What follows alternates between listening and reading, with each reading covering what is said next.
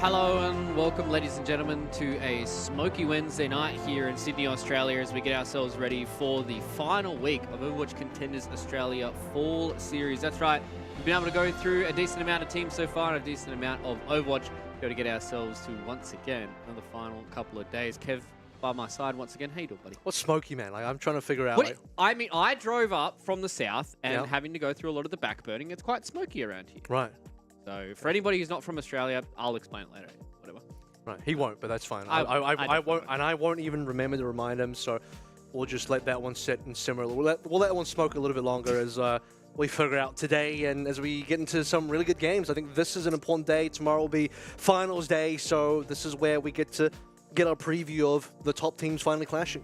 Yeah, exactly. And I think the big thing for us is the fact that there is only 2 days left. The competition means that we've got the best of the best right now, and we're going to be going through a lot of the good matches today. So let's go and have a look at this bracket and see where we are setting ourselves up for today. Honeypot and the Miku fan club in the upper bracket. I was going to say that we're having all upper bracket matches today because I felt like I was about a week behind us. But we've only got 4 teams left here, Kev. It is top 4 time. That means we've got upper bracket and an elimination match today. It's all upper bracket quality games, I want to say. You're in the top 4 now. This is my favorite part of each tournament. Unfortunately, it does only happen kind of in the last couple of days here, but you get to the top 4, you get the cream of crop, and suddenly I think the stakes are high, the games are good, the quality is really nice as well. Yeah, and obviously we've been talking about this series coming up first, Honeypot versus the Miku fan club, for a very, very long time. And even last time we talked to Romani, he was very much looking forward to this series as well, because this is kind of the standard of Overwatch Contenders Australia, right, is Honeypot. It's like, how much damage can these teams do to them, and even are they able to take maps, or maybe even if we do Dare to Dream series off of Honeypot. And if the Miku fan club are able to do it today, then I'm going to be very scared for Order and Quetzel waiting in that lower bracket for one of these 2 teams. And even that game, you know, Order Quetzel could be an interesting one. I think Quetzel started to grow on us. They have shown themselves to be a decent team. Order on the other side as well. Trying to make that yen. Trying to make that happen. So, very true. And we'll see how far they can get into the bracket because, you know, losing Mud Dogs last week, quite sad. That was a really good game, 5-mapper. Ground Zero, I mean, it's sad in terms of that's an org that's been around for so long in Australia and have had some really good results, have had more than 1 title as well. But, yeah, they ended up exiting really quickly and not in a particularly close game as well. So, for the most part, yeah, I'm pretty sure the top 4 is all... I don't know that we would have expected this to be the exact top 4, but I don't see any outliers here. I think everyone deserves to be here. Everyone that's here currently in the top 4, yeah, they all made their way through their own sheer meritocracy of skills, and nothing bad to say about that at all. Yeah, and I think there definitely probably could have been some points made for some of those other teams, but at the end of the day, this is the teams that we have here, so these are the teams we have to be talking as our top 4. And I mean, every single time we come into these tournaments, we always try and figure out who is going to be our top 4, and sometimes we're surprised, sometimes we are not. But I mean, starting out here with Honeypot versus the Miku fan club, this is something that I'm licking my lips thinking about the prospect of, because every single time these guys go up against each other, yes, it has been Honeypot that has come out on top, but I think Miku fan club have proven to us in the past, and maybe they are on that upward trajectory this time around in the Fall Series, but they've been able to do a decent amount of damage to Honeypot.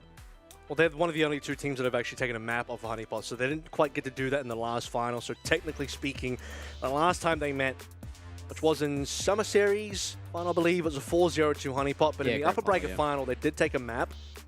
I believe Ground Zero also took a map of Honeypot last tournament as well, so Honeypot still have only lost 2 maps over the course of their now 3 tournaments. So we've gone through a lot of games for Honeypot, and they've barely broken a sweat. Well, they break more than a sweat today. That's the real question. You guys are well aware by now that this game is brought to you by the Monopoly game at Macca's. That's right, you guys can scan and play today. Got myself some Macca's the other day coming back from a little adventure into the city. It's always nice to get ourselves involved in that, but I want to get ourselves involved in this series here, Kev. Honeypot versus the Miku fan club. We've already seen so far that the Miku fan club very much are a Junker Queen kind of team. They really want to try and rely on Romani Junker Queen, but they have shown a few extra things with the Roadhog here and there, but that could potentially be a bit of a double-edged sword for them today as well, right?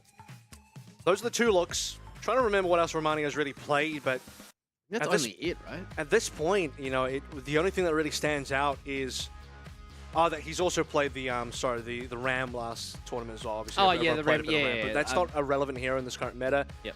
Hog is even not really that relevant. I wonder if he'll even think about bringing it out today. I think maybe you get really desperate. Realistically, you should be able to rely on the Jungle Queen the whole entire way through. Is that going to be enough, though? Because Miku Fan Club, they are certainly very good at what they do in terms of that singular trajectory, and sometimes you can just one-trick your way through to a victory. You're up against the best of the best here. Honeypot, they know exactly what they're up against. They know exactly what they should know exactly how to counter. Let's see if they can actually do it. Yes, it looks like they've decided to roll out here with Soggy on the Mei this time around. They're still going to have the Alari in the back with the double hit scan, so it is always nice to see that support line for both these two teams. No Ana, though. I would have liked to have seen Colex roll on Ana here. I think the Alari is nice, but maybe a little bit too greedy. You know you're up against a Queen. You know you got to shut down the Queen. Decent amount of damage done there. A lot of this is also going to come down to Adam. Obviously, he needs to land those spares, but we already have an opening pick. Yeah, I mean, starting out already here by losing Nu is not what you want to see if you're a Miku Fan Club fan.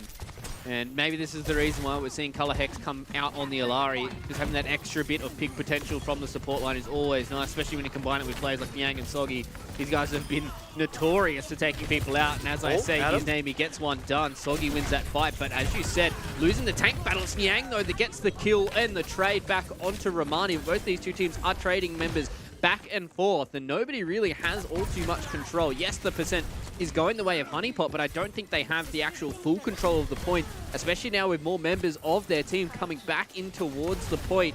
Soggy will get himself up and away, almost away there from Nu, and now Adam's going to have to go in with no support at all, and they will just eventually get themselves some more percent onto the board. Well, the problem is the positive trading for Miku Fan Club. August has obviously done a lot there, got multiple frags in the last fight. And it came down to, I believe, both teams had 1 DPS, 2 supports, but it was August that was the standout in that 3v3. And the only one currently with an ultimate as well to show for it. Some decent delaying there by Honeypot to get a little bit more percentage, but you need a Soggy to be able to live long enough to get Adam back in. I think at some stage, Honeypot have to realize maybe you just got to give the point away. Consolidating a little bit quicker would be worth it. Adam dying twice in a row, maybe not worth.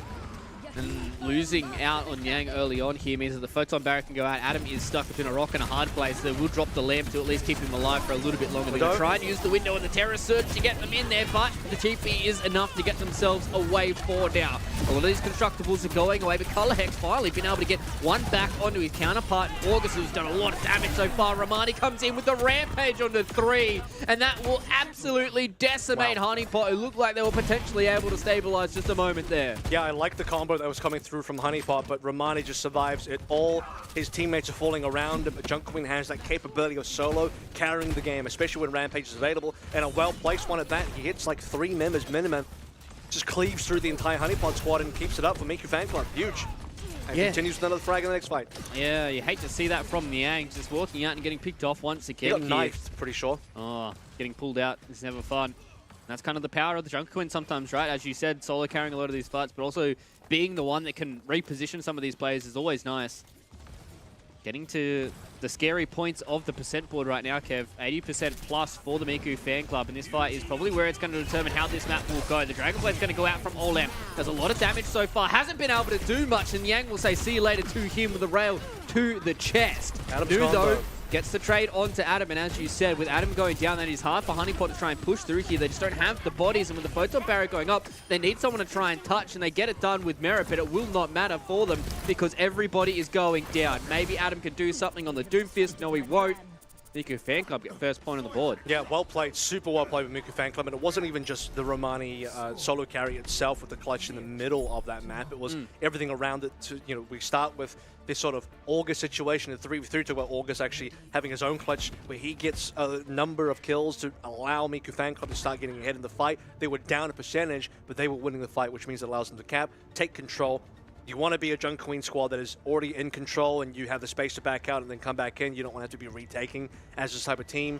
The new swap over towards the Symmetra is really important as well. I'm surprised that they maybe didn't go towards that earlier, because if you are going up against Honeypot, the Sim is going to be important in accessing the back line. Otherwise, you're not going to be able to punish them. Speaking of punish, I still think Color Hex should be on Ana here, because you need to be able to punish Romani. He got away with a lot there. Romani did a lot of the hard carrying for Miku Fan Club, and one of the ways to shut that down is with an Ana. Yeah, interesting to see if Colosseo is going to make those audibles as we go a little bit deeper into this series. But right now it seems like the Miku fan club are the ones in the driver's seat. All of them going to come out here onto the Bastion. Goes into the turret form, tries to do a little bit of damage to Adam as he gets the spear spin going. Romani oh so low there on the Junker Queen, but is able to at least get themselves healthy up with a bit more of this HP steal. Lantern goes down to at least keep them alive, and with Olam getting the first pick of the game, Adam will fall shortly after, and the Miku fan club once again win another convincing fight. And then now struggling against the Bastion as well. There's a couple of options for the Bastion. Adam can go Doom here, but ironically, Ana would also be good versus Bastion. So that's two things Ana be really good against. I know I'm definitely harping on that one, but yeah, it's for a good reason. It definitely does a lot to counter what Miku fan club is trying to do. It's already on the back foot early. I end up seeing Honeypot lose their third ever map in Contenders Australia. If this continues, because things are looking great for Miku fan club. They're ahead in the majority of the ultimates. There it is on board though. Should have double ant matrices at the same time. Yeah, so we're going to drop both of these windows here. So who's going to be the one that gets the damage down first? Nu takes down Yang, who hasn't really been able to get into this game just yet. Soggy loses his life as well. At least Adam gets something back here, but everybody else from the side of Honeypot are stuck up on this high ground, and Adam really just needs all of this healing from above. Doesn't get it. Romani takes him down once again, and it seems like the tank of the Miku fan club is just going on an absolute rampage so far. Yeah, Romani is, at least on this particular round, not quite dead yet. And with Soggy and Yang down, there's just no damage. You don't have the damage to take the Romani. Orisa's not going to do it on its own. Double support line is good for outputting, but I just don't think you're going to out-damage the amount of self-healing that Romani can put in there with the additional pocketing from August. You're starting to see what the utility the Symmetra can do as well. TP Romani in and out of pressure. We see now with a team fight going in, Merit tried to throw out the Lantern, but it wasn't going to be enough. Soggy now has to go into the Ice Block. Maybe they can use some of these ultimates and get some stuff done. Beautiful Ice Wall being dropped down by Soggy. It's not enough because they get the response from the beat from Frogger. They at least get themselves 2 kills off the back of it, but without Adam here, it is going to be hard for them to take control of this space once again.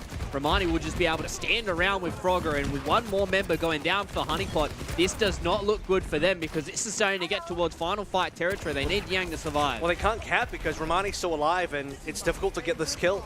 And as long as Romani's alive, the point will be contested. Frogger's still there healing, speeding Romani around.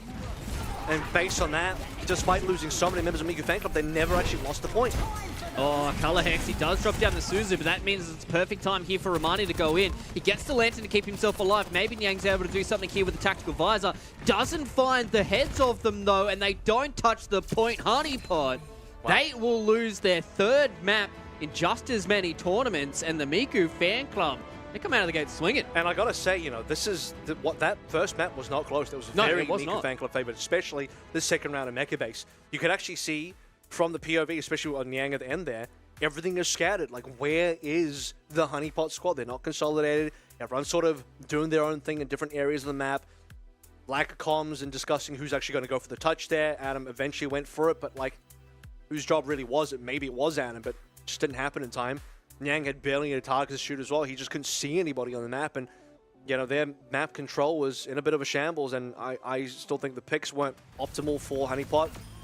I think the Mei is like fine, it's okay, it can be annoying for the Jungle Queen, but this just is evidence to me where like they're trying to sort of counter the Jungle Queen, and the Mei is okay for that, but they're not even using what I think are the far more effective counters to the Jungle Queen, namely the Ana here. And Romani got away with so much. He really carried this opening map, in my opinion. Like, he was the force to be contending with, and I don't think he even died on Mecha Base at all. I'm pretty sure he didn't die. No, he didn't, and I'm pretty sure, yeah, it was a collective of 23% that Honeypot got off of both of these two control points. This was their best fight. The Mei freeze with the Blizzard was their best fight, and they still couldn't get the flip. Why? Because Frogger and Romani left 2 members of Miku fan club left, and that was enough to hold Honeypot off.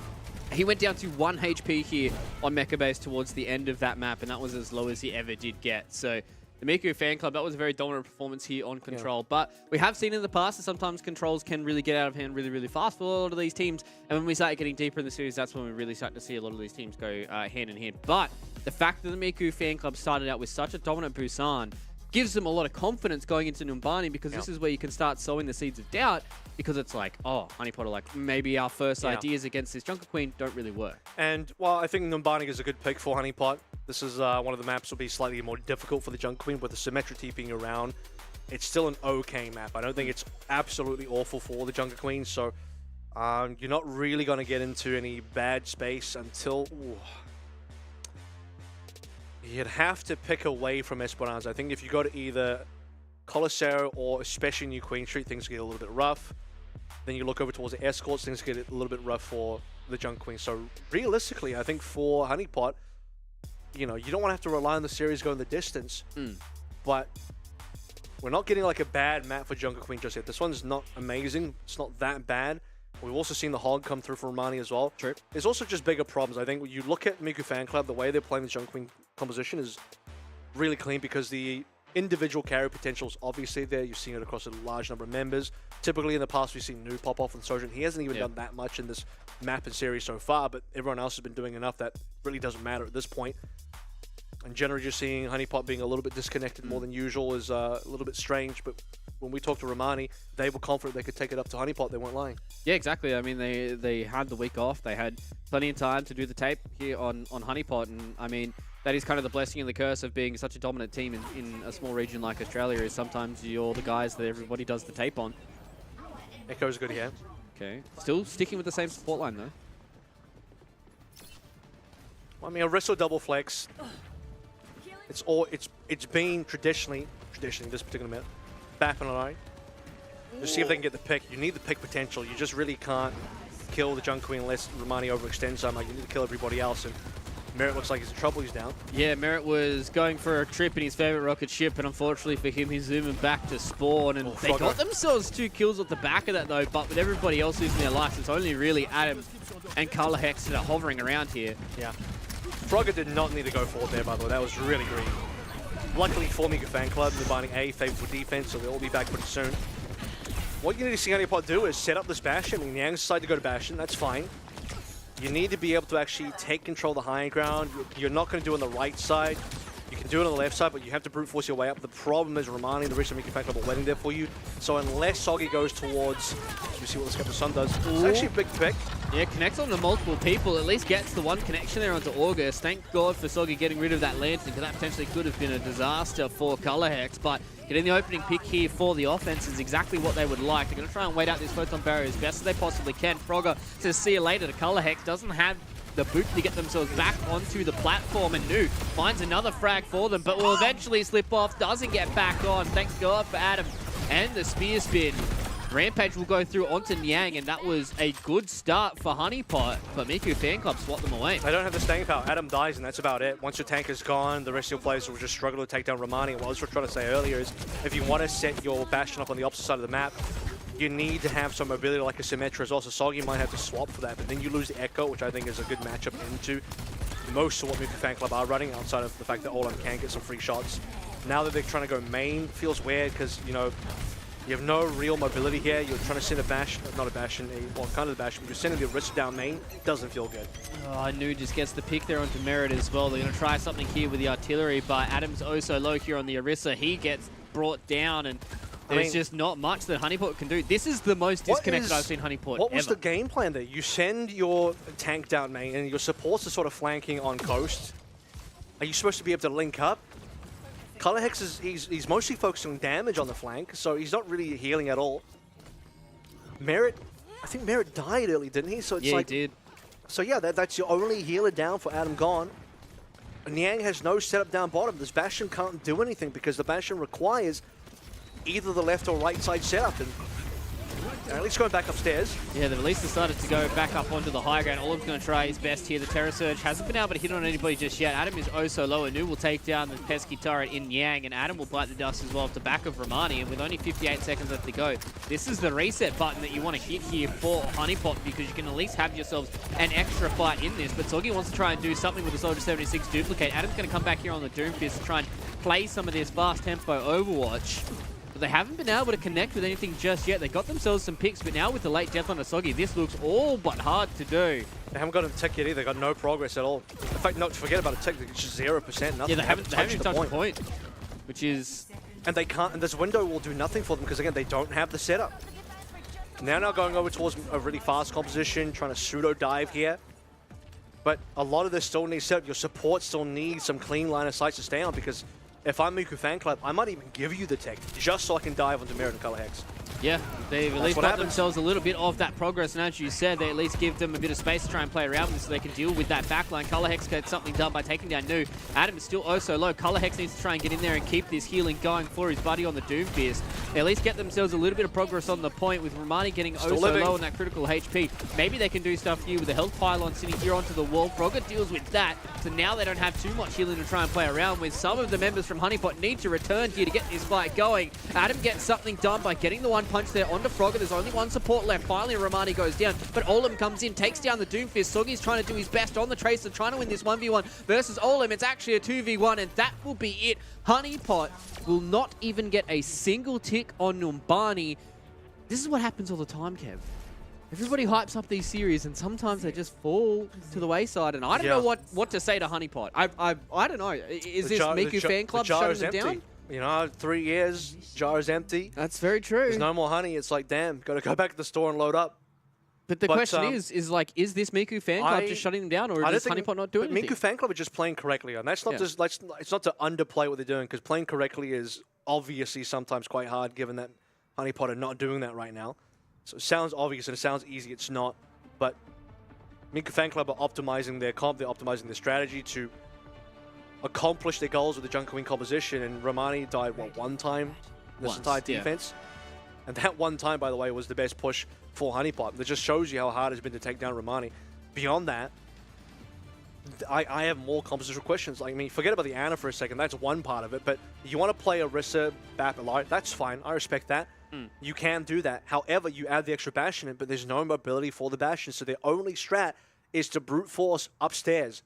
They did that maybe a couple of times, just struggled to get past because the entire Miku Fan Club squad is up there and they're all shooting down a choke, so that feels difficult as well. But you don't have any options. Soggy, in my opinion, should have gone towards a sim a little bit earlier to give you some options of at least rotating across the map.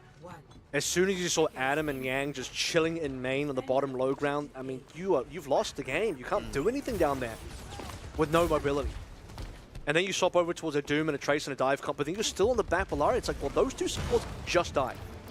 And now you can see what happens when you have that extra mobility. You get directly on top of Yang, and he bites the dust early on here. This is over.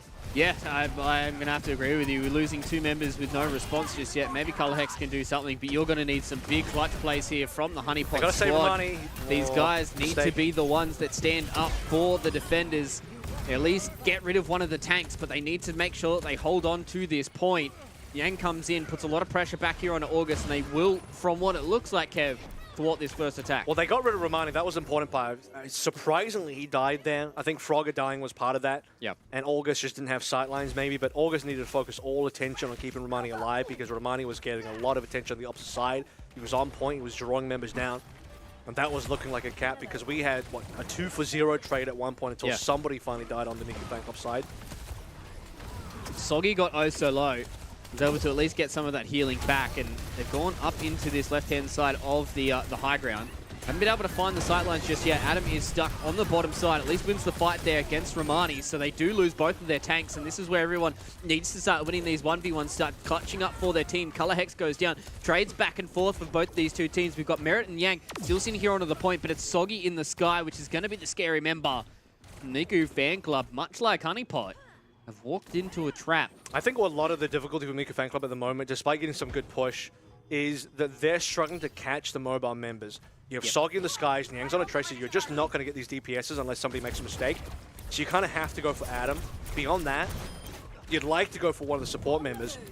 But given that it's the defense now for Honeypot, they have a lot that they can play with in terms of falling back and some upward mobilities there as well. That's a good catch on the Flux. Yeah, that's a big catch on the Flux there, but do they have the extra bit of damage? This Photon Barrier is doing a real annoyance into splitting this battlefield in half. They did a lot of damage there with the Captive Sun. Gets there onto Nu, takes him down. Laser Beam goes into Romani, and they say see you later.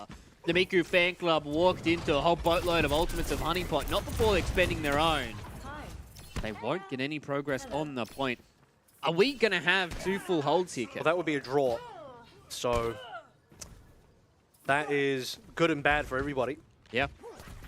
But I think Honeypot need it. They need this draw badly. Yeah, 100%. I think, if anything, it's much more about confidence, Actually, getting themselves right. The real win there for Honeypot was winning the fight where Nu had the photon barrier, because that should be the good fight for Miku fan club. That should be the fight that's difficult.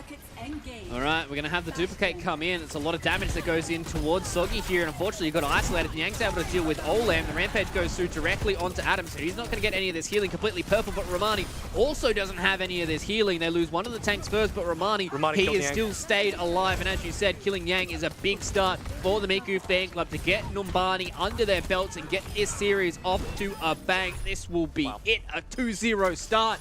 The Miku fan club. Romani living again on 1 HP, there was the difference making, because every time so far we have had a lot more kill pressure on Romani on the defense. Honeypot, you actually see them actually get the Stronger Queen down, but oftentimes they'll lose Adam as well. But hey, it's cool. It's a 1-for-1 tank trade. That's workable. You can play the 4v4. Issue there, Adam dies, Romani doesn't. And Yang went chasing for Romani, which is the correct play. Yang has to get the kill, though. Romani is on critical HP, but Yang loses the duel. He gets Carnage down. You've seen the kill feed, and as he gets Carnage down, Romani's HP goes back up, and suddenly the Jungle Queen's back, and now your kill pressure on the Jungle Queen is 0. So, as soon as that happens, and you don't have an equal 1-for-1 tank trade, you're done. Yeah, exactly, and we saw that multiple times on the defense, right, where it just felt like that Adam was walking into a meat grinder, he was losing out, they weren't killing Romani, and then everything kind of fell to the wayside. But I mean, what a great start coming in here from the Miku fan club. They've really been able to put their best foot forward. Is insane against Honeypot. The fact they've doubled the map losses that Honeypot has ever had, which is crazy, which is absolutely insane. But there's still plenty of time left in this series, ladies and gentlemen. If you guys want to see how this series pans out, you have to join us on the other side of this for more of the 4 series.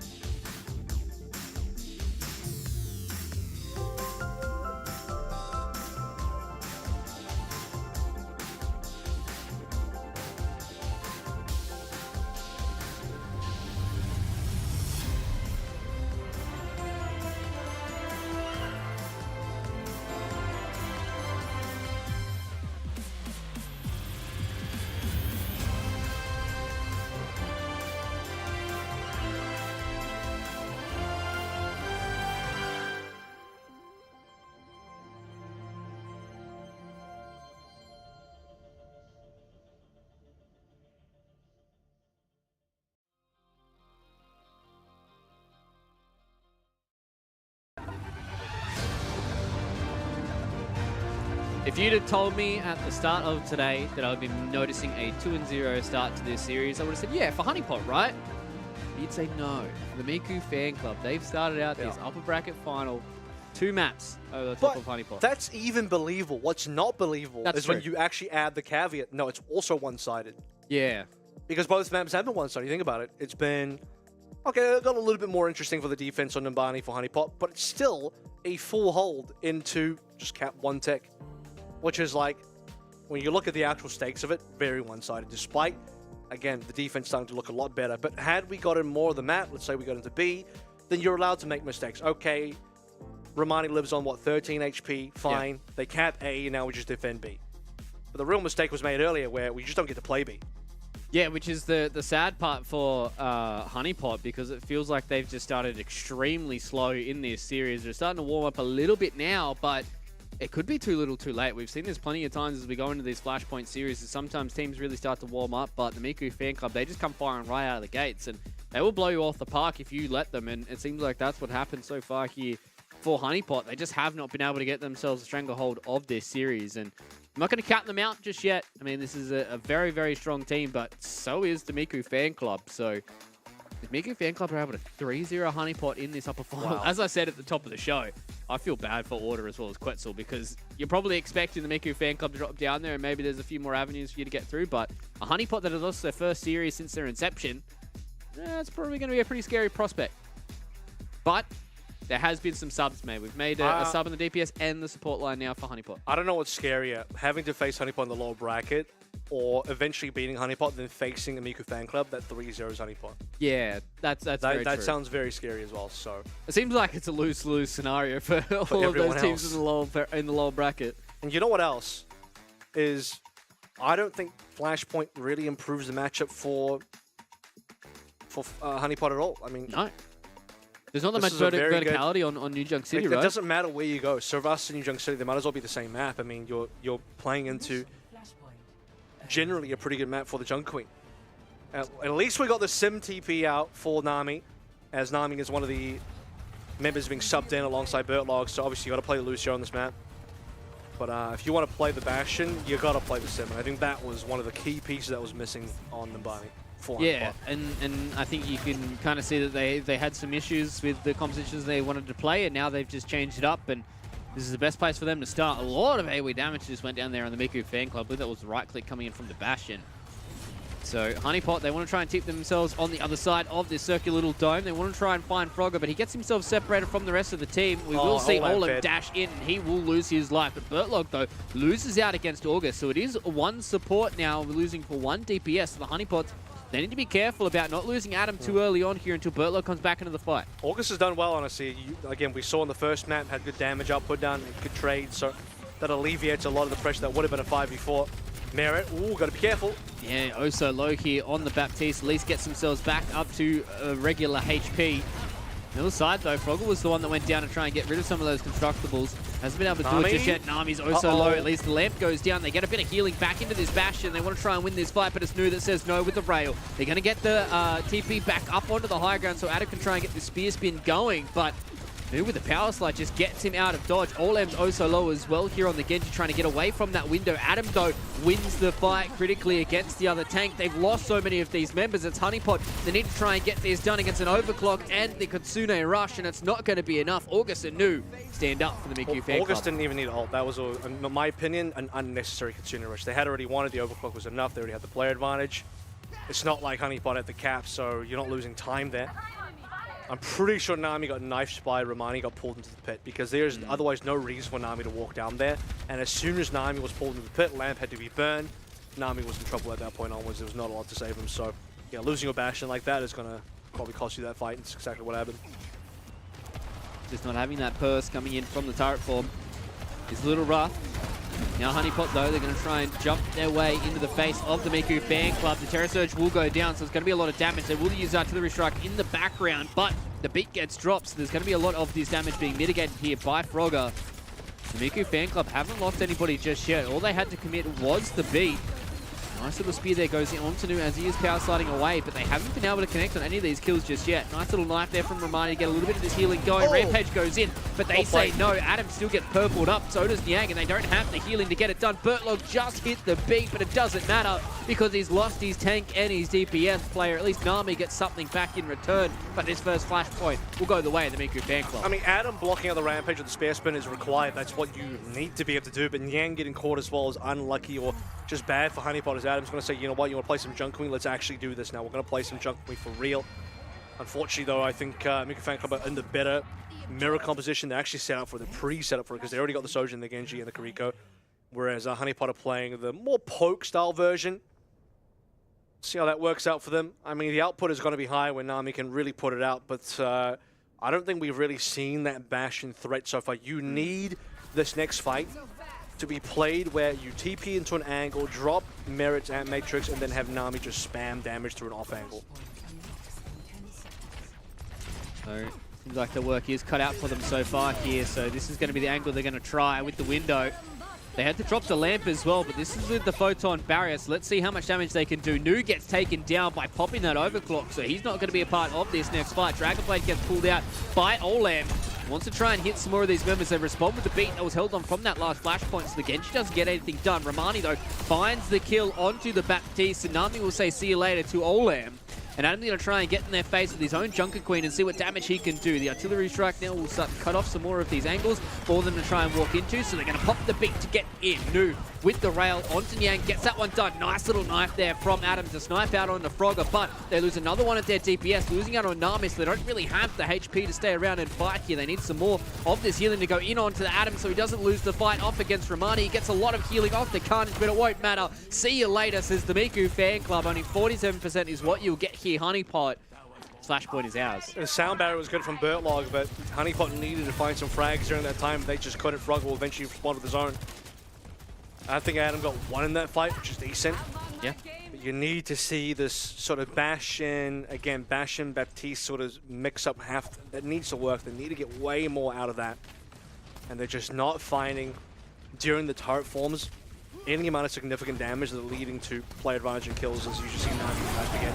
Oh, what a rampage. Hits on the 5 members and they've got nothing to respond to it. Yes, there might be a lamp. They got a lot of damage, but they actually get more on the backswing.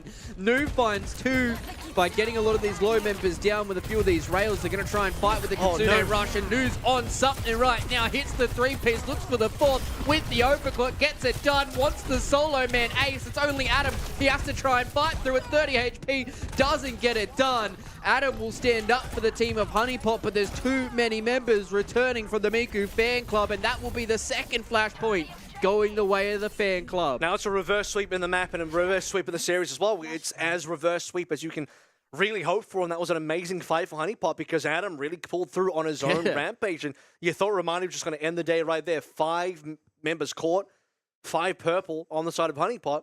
They actually all lived for a while, and then Nu pulls the overclock and gets a 4K. He nearly had the ace on his own. He was this close to just getting Adam down. So that would have been a solo. It would have been maybe one of the most incredible plays we've seen in all Contenders Australia. That was in a situation where you're down multiple members, you're almost guaranteed to lose a fight. And one play just pulls through like that. Would have been huge. I mean, that still is maybe the best play we saw in this particular series so far, even at a 4K. And it allows the rest of Miku fan club to be able to retain possession of that point, cap it through, set it 2-0 on the Flashpoint itself. And now Honeypot are really in trouble. You know, you want to talk about the potential of getting 0-3, that just skyrocketed. Yeah, I mean, it's kind of crazy that they could get 0-3 without scoring a single point. Is also across the entire series. Across the entire series. Which is unbelievably one-sided. That's a 0-point lockout. Yeah. That means you got pounded. You just got destroyed. Like, there's no two ways about it. Which is crazy to think about it, because we were coming into this series saying that what can the Miku fan club bring to be able to put some hurt on a Honeypot. And they've been able to bring whatever this is. Their Junker Queen shenanigans are really working out, because these guys, yes, they may be playing the same composition they've been playing all throughout this tournament, but they are goddamn good at it. Tell you what, Mud Dogs left us too early. They went to 5 against Miku fan club, just saying. Very true. It's transfer of property, right? That's how it works. Transitive property, I believe. Either way. Romani's ahead of the window, so the window will do nothing. That's a reflected Nami right click, and he gets himself the kill off the back of it. And now with the second piece working towards Miku Fan Club's victory here. It's going to be hard for them to get up against this. Bertlog will drop the beat so they can at least get themselves a little bit of control on this point. After taking out Romani, there's not all too many issues they're going to have left here on the point. August has been a nuisance, but gets out with the swift step. It's not all capped yet. I don't think Romani's close enough to contest, so this one will seemingly go. Maybe, actually, they do have a contest. So, yeah, it didn't get capped in time. Olam needs to go down there. Finally, Adam. There it is. Yeah, now with the commanding shout as well, they're going to walk forward and see if they can try and get some more out of this. Adam is mad, and Adam is ready to get this reverse sweep rolling. Gets the kill there onto Romani, so at least with this first cap of the Flashpoint, it's a step in the right direction. Yeah, I saw some good knife throwing coming through from Adam there. Hits 2, both ended up being kills. Olam number 1, Romani number 2. And being able to beat Romani in that heads-up situation as well, good for the confidence on Adam, who now leads an ult charge for the Rampage. Bertlog as well had that sound barrier over Frog, which was quite important for actually gaining control at this point. Took a while for Honeypot to actually start to win and get the cap. Still good ultimates. It'll be Rampage versus sound barrier, and I don't think Frog will pull it for the artillery. Well, he shouldn't. We actually saw August pull through Suzu for the artillery previously. I think that's just giving him too much respect. You definitely want to try and hold either Suzu or the beat for a response to the Rampage, which Adam does have ready and available for them. They're going to go directly in here. They do see the Suzu go down, but that just means the Rampage can go in. Hits on the 3 members. How much damage do they have done? It doesn't matter because the Rampage goes back through all of them, and Honeypot will go back to spawn, and what they thought was a good fight turned out to be a disaster. Well, this time it's Frogger that has a sound barrier, not Bertlog, so this is the difference maker. Both Rampages coming through. One of them gets mostly blocked out by the sound barrier, even though Adam used up the tail into the sound barrier. Enough of the bonus HP is going to be there. So much so that you got 2 extra ultimates that don't even need to be used. We already know that Noob has put out a lot during the overclock so far. 94 though. Honeypot, it's as good of a start as you could hope for. Yeah. We don't even need 94, like 80% last fight territory, so even at 80 it would have been fine. Can you get enough done out of Merit again? I think the windows have not really given value. You're going to try it now. I'm going to try and pull some of these members back out onto the point, so Adam's going to use his body to at least get some of this positioning back. He's oh so low there. They have to be careful. They're going to throw the lamp out into the Jungle Queen to try and make sure that she will live a little longer. Nami walked forward and got eviscerated. He will lose his life on the Bastion. So the first pick goes the way of the Miku Fan Club once again. We're going to drop the beat here for Honeypot. They want to try and get this point done. They want to try and get Flashpoint rolling in the right direction. 2 kills now for Honeypot, Romani, and Olam doing what work they can for the Miku Fan Club. But with Romani still alive and Adam dead, this is very hard for them to stay alive. The Egg has to try and do something. Otherwise, this series is finished, and it doesn't look like it's going to matter. The Miku Fan Club are going to stand on top of the corpses of Honeypot and say, we are the new top dogs of ANZ when it comes to Overwatch Contenders Australia. It will be a 0-point lockout, and Honeypot, you thought they were champions. The Miku Fan Club have come back in the fall series and say, we want that grand final spot. Yep. We want to have the advantage going into the final day. It's looking like it might not just be a full year of Honeypot dominance. It could have been a dynasty. Maybe it still can be if Honeypot can make it through the lower bracket, but at this stage, that is going to be a lower bracket run as Miku Fan Club stamp their mark in a convincing and dominant fashion, 3-0 with a 0-point lockout. You want to talk about the fact that Honeypot up until this stage have only lost 2 maps. They've more than doubled that now from 2 to 5. 150%. But they've also then dropped the series on top of that without a single point capture. So it is as far in terms of a 180 as you could possibly go. Yeah, and it's just, I could understand, you know, at the end of the day that if Miku Fan Club got themselves, you know, a tight 3-2 victory, it'd be like, yeah, that's kind of understandable. But the fact that it's a 0-point lockout, 3-0 against Honeypot here in this upper final, that's what really is shocking me today. The Miku Fan Club, we've known that these guys have been a very, very strong squad, and even last time we talked to Romani, he said they definitely feel like they've got enough to be able to take down Honeypot, and they came to party today, and Honeypot were not ready. And you want to talk about like a team that can just play one style but kind of master that? Yeah.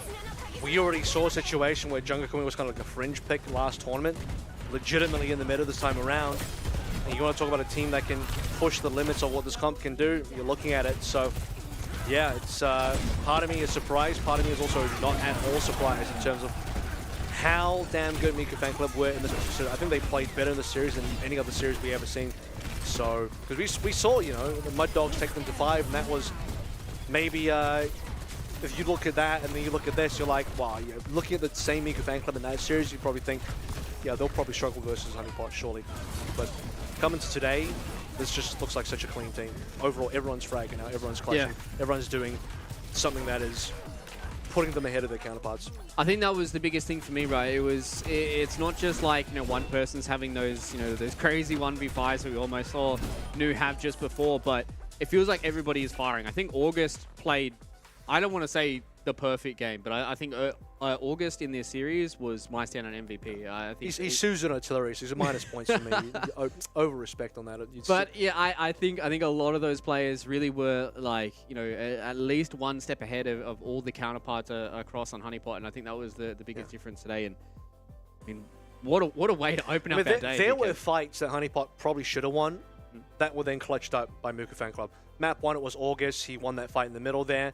And then we slowly started to see Nu come in, especially towards the end. But Romani had insane situation in Numbani. In the replay, we caught the 1v1 between him and Yang in the corridor. Like, that was very important for the final attack as well. They actually got them Numbani. Then Nu just had incredible clutches on New Junk City. We had the, it wasn't quite a 1v5 because he had one teammate. Yeah, it was like a 2v. But, like, he killed 4. It was like a 2v5 and he killed 4. It's just stuff like that. Yeah. Unreal plays coming through individually. And everyone's having their moment in the sun to prove themselves and be able to, clutch up a situation that should have been losing. And you add enough of those together, it's like Honeypot, they lose the fights they lose, and they lose the fights they're supposed to win as well. So you're just not winning. Sometimes it's your day, and sometimes it seems like today is Romani's day because we've got him on the line here. Let's have a chat to him to see how he feels after this series. Romani, mate, congratulations on a 0-point lockout against Honeypot, getting 3 map victories when they'd only lost 2 in their previous 2 tournaments. How are you guys feeling after a win like that? I would be lying if I said we weren't feeling pumped up after that. It was definitely a very satisfying win. I'm proud of my teammates. And again, thanks for the congratulations. Appreciate it. I know you guys were obviously confident coming into this because last time we spoke to you, you said you were ready to take on Honeypot, but surely at some point, something must have switched as well. Where you're like, so at what point during the series, you're like, hey, I think we actually are better, because it's one thing to think you're better and then to get in, you start winning, and then you know that you're actually better in the series. So when did you realize, at what was it in the first map, even you're like, hang on, I think this is going to be a win for us today? Well, it definitely seemed like the things that they've been trying to scrim in practice had not been working. Definitely in the first map, they were trying to throw at us like the Orisa, the Bastion, the Elari that's been playing so much in a lot of other Contenders series. When they were throwing that at us and it wasn't working like quite at all, that was really when the switch happened for me. Yeah, I mean, at this stage as well, it's like you've beaten what is meant to be the top team in the region. I mean, you guys were already in that upper echelon anyway. In the past tournaments, you were in that top 2. Now you're firmly in the finals, maybe even looking like the favorites in the finals. You've got 3 other teams there with Quetzel and Honeypot. It's like, well, who's really left to challenge you? What else is left in the tank for the other 3 teams to get you? Well, I would say that a JQ Mirror is probably in the cards for our next matches. I think that is probably the best, but I feel like each and every one of my teammates are better than most of the counterparts that anybody can throw at us. And I'm really honestly proud of how we played today, especially. And I feel like we can carry that energy going into the grand finals going forward. Hell yeah, we're super excited to see what you guys can do in the grand final. Before I let you go, Romani, enjoy such a momentous victory. Do you have anything to say to the fans out there that have been following you guys since the start? I gotta say, I really appreciate each and every one of you. Shout out to everybody who's chanting Miku Fan Club in the chat and everybody who is really just supporting us from behind the scenes. Appreciate all of you. Yeah, I know there's a lot of fans of the Miku Fan Club in the chat right now, and I bet you they're going absolutely ballistic that you guys have been able to do what you did against Honeypot. So congratulations once again, Romani, and enjoy the wait in the grand final. Thank you so much. See you guys later. Thanks. Romani's always, he's definitely getting towards the top of one of my favorites to talk to here on Overwatch Contenders Australia. And I mean, what a way to win, man. Like, it's usually when some people win like that, they go a little ballistic, a little off the walls, but Romani was able to keep it nice and concise in the interview. And I mean, they've obviously worked themselves to be able to get towards this point. I think for me, like, it was mecha base on Busan that I'm like, oh, this is not looking good for Honeypot. As you're given the benefit of the doubt, round 1, you're like, okay, yeah, just downtown, this is whatever. Like, maybe they got to figure some stuff out. They'll make some swaps. They'll do what they need to do.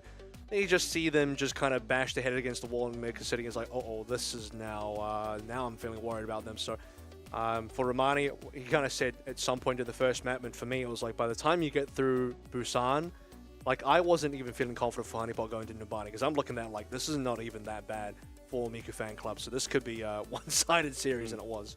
It definitely was, and with that one-sided series out of the way, it is time for our Macca's play of the game. This time around, our Macca's play of the game is going to be the man that we just had a chat to. It's going to be Romani with his 4-piece. So because this happened earlier on in the season, that's the way that the hierarchy does work, Kev. The 4-piece, the one tap into Adam, and then goes into a big old 3-piece of the Rampage. It says, see you later to the remaining members of Honeypot. So you knew you got to get a 5k to beat that. That's what New had. New in a 2v5 didn't get a 5k. No, but this was really impressive. Well, this cut across everybody. This was huge for Miku fan club early on. And, you know, at this stage, you're still thinking, I was thinking, like, you know, maybe it's still okay for Honeypot. Yeah. They'll change it up, but the deeper you get, the worse it goes. And Numbani was not any closer. Romani was still unkillable on, I think, the defense. He didn't die. Yeah. I don't think he died. And the offense, he started dying a little bit more, but the defense like didn't even die at all. It's like, wow, this is a hell of a day for Romani, that's for sure. Yeah, he definitely had a hell of a day, and I'm sure the Miku fan club are going to be having a hell of a day as well because they are waiting in the grand final. They get a break all the way towards the end of tomorrow, but before we get there, we have to get through this lower bracket series. We're going to go to a break, ladies and gentlemen. On the other side of this, we're going to see who's going to go home between Order and Quetzel. Finally been able to get one back onto his counterpart. August, who's done a lot of damage so far. Romani comes in with the Rampage onto 3, and that will absolutely decimate Honeypot, who looked like they were potentially able to stabilize just a moment there. You see now with a team fight going in, Merit tried to throw out the Lantern, but it wasn't going to be enough. Soggy now has to go into the Ice Block. Maybe they can use some of these ultimates and get some stuff done. Beautiful Ice Wall being dropped down by Soggy. It's not enough because they get the response from the beat from Frogger. They at least get themselves 2 kills off the back of it, but without Adam here, it is going to be hard for them to take control of this space once again. Offense is exactly what they would like. They're going to try and wait out this photon barrier as best as they possibly can. Frogger says, see you later. The Color Hex doesn't have the boot to get themselves back onto the platform, and Nuke finds another frag for them, but will eventually slip off, doesn't get back on. Thank God for Adam. Finally, Romani goes down, but Olim comes in, takes down the Doomfist. Soggy's trying to do his best on the Tracer, trying to win this 1v1 versus Olim. It's actually a 2v1, and that will be it. Big start for the Miku fan club to get Numbani under their belts and get this series off to a bang. This will be it, a 2-0 start. The Miku fan club. Any amount of significant damage that are leading to play advantage and kills, as you just see now back again. Oh, what a Rampage. Hits on the 5 members and they've got nothing to respond to it. Yes, there might be a lamp. They got a lot of damage, but they actually get more on the backswing. Getting a lot of these low members down with a few of these rails. They're going to try and fight with the Kitsune Rush, and Nu's on something right now. Hits the 3-piece, looks for the 4th with the overclock, gets it done, wants the solo man ace. It's only Adam. He has to try and fight through it. 30 HP, doesn't get it done.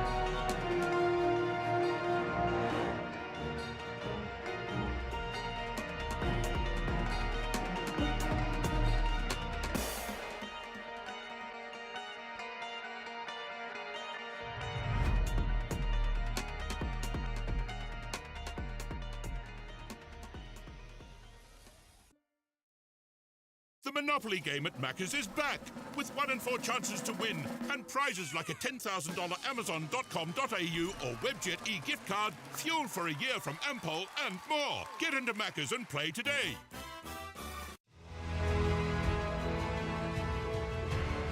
Hope everybody's calmed down in chat right now on the Miku Fan Club's historic win over Honeypot, 3-0, 0-point lockout. We've got an elimination game to get to. And we need to start talking about a few other teams before we start talking about that grand final match where the Miku Fan Club are going to be waiting for Honeypot plus the winner out of this to determine who's going to go into it. And fortunately for the loser, Kev, they go home and they don't get any more yen this time around because there's going to be Order as well as Quetzel going head-to-head in this lower bracket match. And both of these two teams have had relative success. I would probably put Order a little bit higher than what I've seen from Quetzel, but at the end of the day, I'm never going to count out Quetzel because of our man Nanda. Yeah, he's going to skew the game. And I think Order are particularly at risk of facing the Wrath of Nanda in the skies because, well, not a lot of heroes that they play that can look up.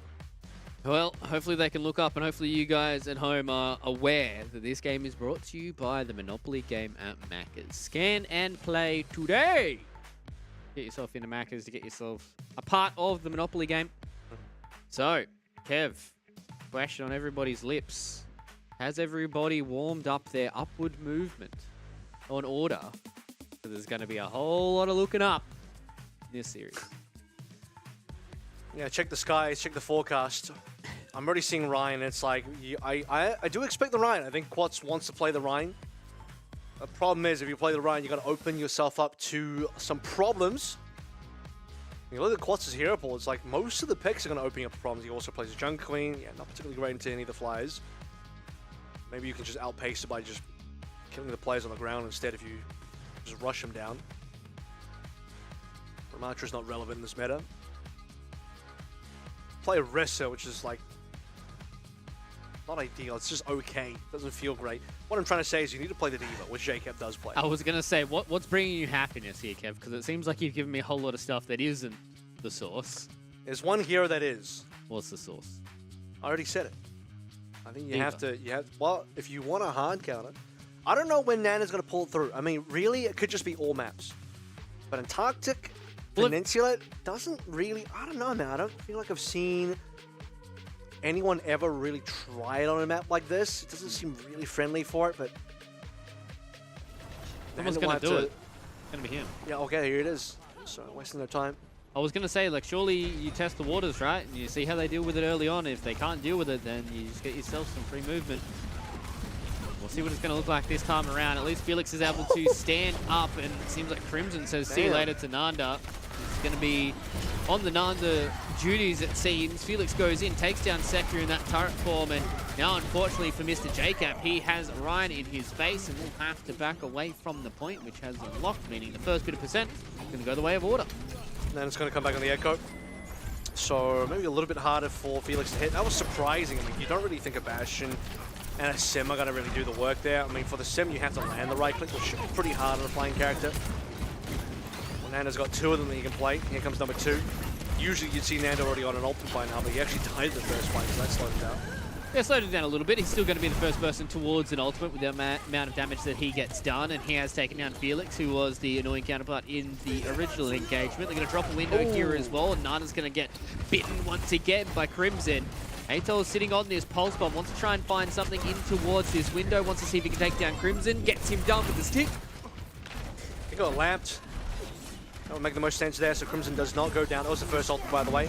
Instantly deletes Nanda, didn't even get a chance to make a copy of anything.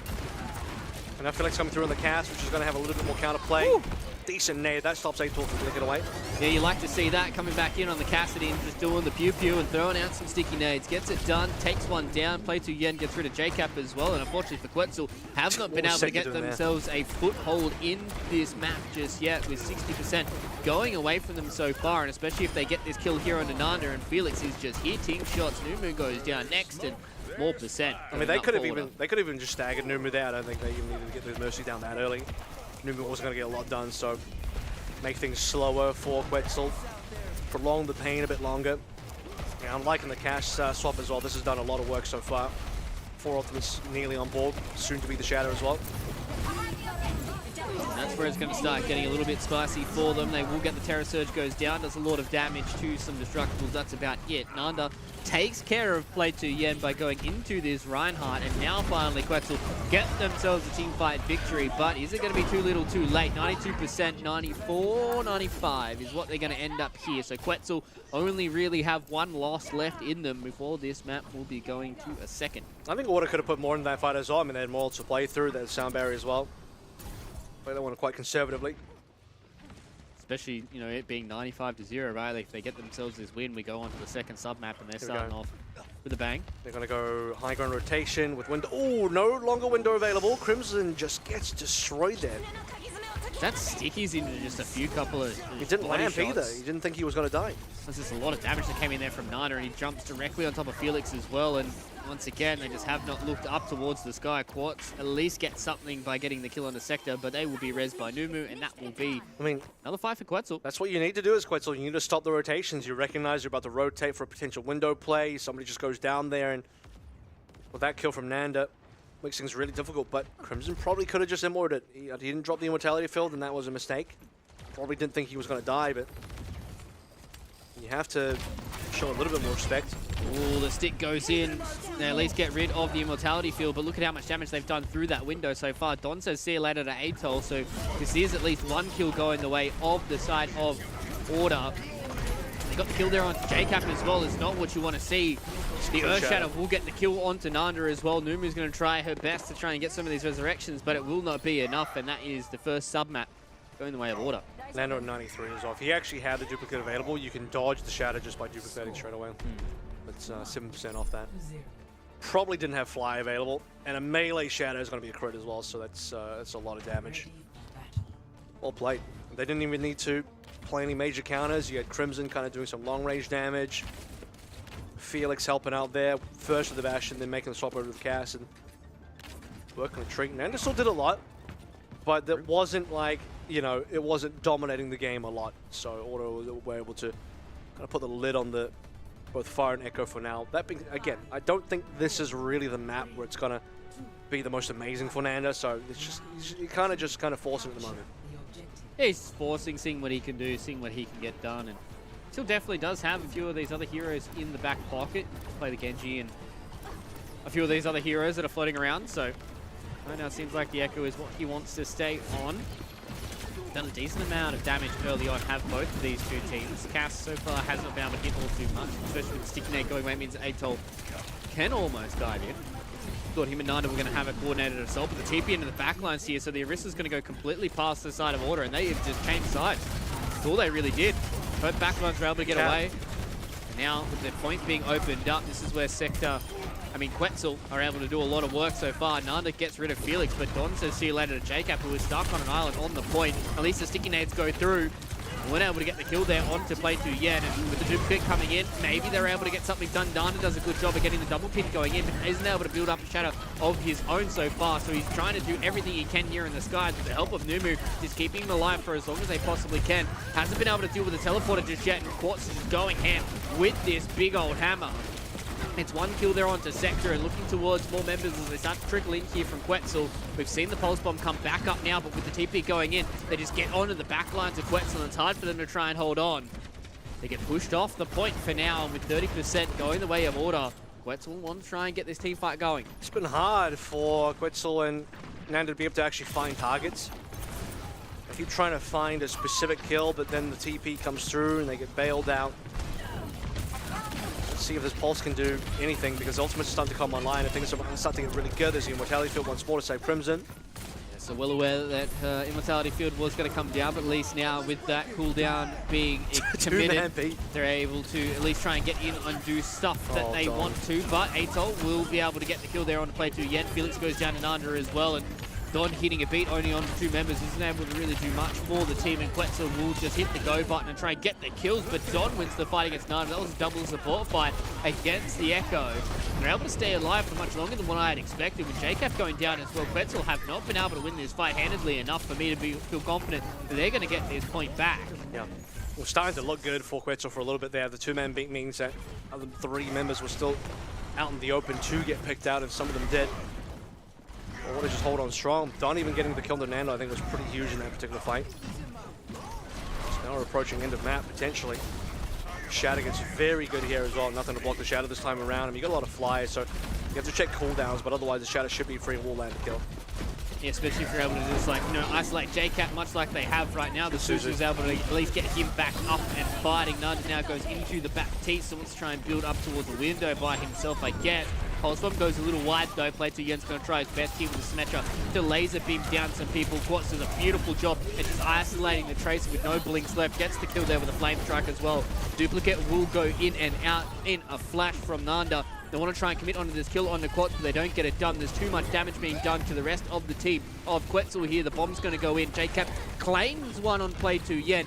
Gets the remake as well. So maybe now with the extra bit of HP, they might be able to stand onto this point for longer. But Order have not had to worry about all too much because they are winning their fights. And with a 1 versus 3, this is all but done for them. Nanda isn't able to get towards the point, and that will be the first map of Antarctica going the way of Order. Super well played. 2-0. A little bit of back and forth there, but ultimately it was mostly Order favored, I think, on both of those particular rounds. Yeah, again, I don't think that's the best map for either of the Flyers. So opportunity now for the side of Quetzel to be able to pick something that'll be a little bit more appropriate. Immediately Numbani comes to mind. A is very dominant for Flyers, so that's going to be Nanda's playground. You need to be able to go towards maps that will be favoring your hero pool.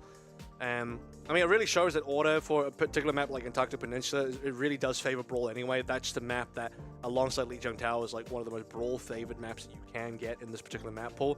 So, yeah, Order get to start out very strong on a map that they would be comfortable on, and you saw that specifically playing Ryan. I mean, no issues for Ryan at all. That's exactly what you would want to see the Ryan.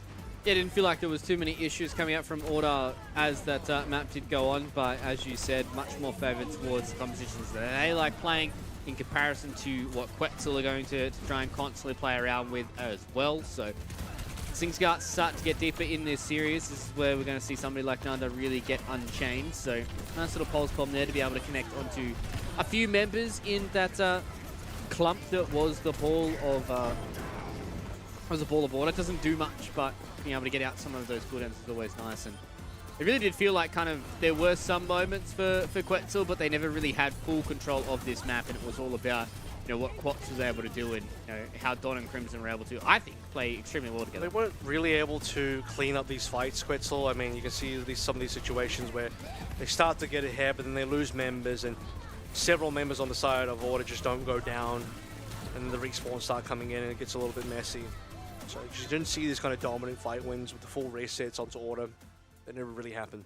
Yeah, it never did. And I think there was only, that one team fight where, Nanda went kind of pretty ham on the Reinhardt. We saw that there was like their first big full reset coming in from Order as well. There were drips and drabs of them getting a bit of control back, but there was never that, as you said, full team wipe. But us going on to the second map here of Numbani, I'd imagine is going to be a completely different affair. So as we go into this series, I'd imagine this is going to get much tighter, and hopefully, from what I've seen, be a lot tighter than what our first series. You need to get most of your work done on A and then a little bit on B as well. If this goes to C, things will get a lot more poor for Quetzel's win percentage.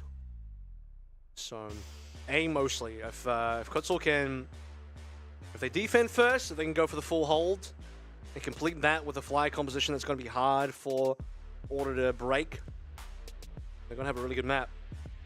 Attacking wise, they need to be able to push. I mean, A and B have to be very good for them. C, they'll struggle, but A and B need to be very good. Yeah. So, seems like that's game plan being laid out here from Kev. We'll see if that's how it's going to work. As we wait for the teams to roll out, as we take a stroll through Numbani up to the Heritage Museum over the steps, see where the new exhibit will be deposited. So what's in the payload now that the Doom Fist is gone? Do we know? I can't remember. By the way, that was a relic of an old ultimate. Bongo. Yep. Supercharger. Bongo oh! A little bit of JCap Sigma, classic. Okay. Get on this map. Respectable. on the attack as well, so he's going to walk in and So do his best. you see Nanda's playing, he's going to play the flank on Coast. They already know he's there. By the way, you play 2 games already dead. Oh. Like, damn, that was quick damage. Yeah, we don't even get to talk about the setups because Nanda just goes straight in. Looks to try and get the kill here. They're floating. He needs a couple of seconds. I think he's able to get himself back. It looks like he is. Nomu was able to survive as well. Atel gets the kill on the Crimson, and this was a fast attack. Absolutely decimated. As you said, flanked through Coast, and they say, see you later. Through the defense of Order. And a big opener here for Quetzel to get this one done nice and quickly as well. And as we said, as these maps start to change their geography a little bit more, and especially if they lose, Quetzel going to be able to pick those good flyer maps. I said Quetzel needed a dominant egg. Well, that egg is about as dominant as you could hope for. That was so damn quick. Not a single member dead on Quetzel as well. Nando to 86, nearly on the ultimate's about to have it. Instant death to the play to the end. Didn't even get to play for anything. Nope. Sticky laser beam dead. He didn't even need the setup. I mean, it's supposed to be a slow setup where you have the flanking echo. It's going to buy you some space and buy you attention, and your Sigma slowly works up with the Bastion. No, you just instantly get a kill 5v4, and then Platian's dead again. Quat's pinned a wall. Yeah, I wasn't even quite sure where that angle was coming from, but it seems like right now Nanda has gone complete sicko mode. He can duplicate here if he would like to. He doesn't even need it because there's just so much dominance from Quetzel right now.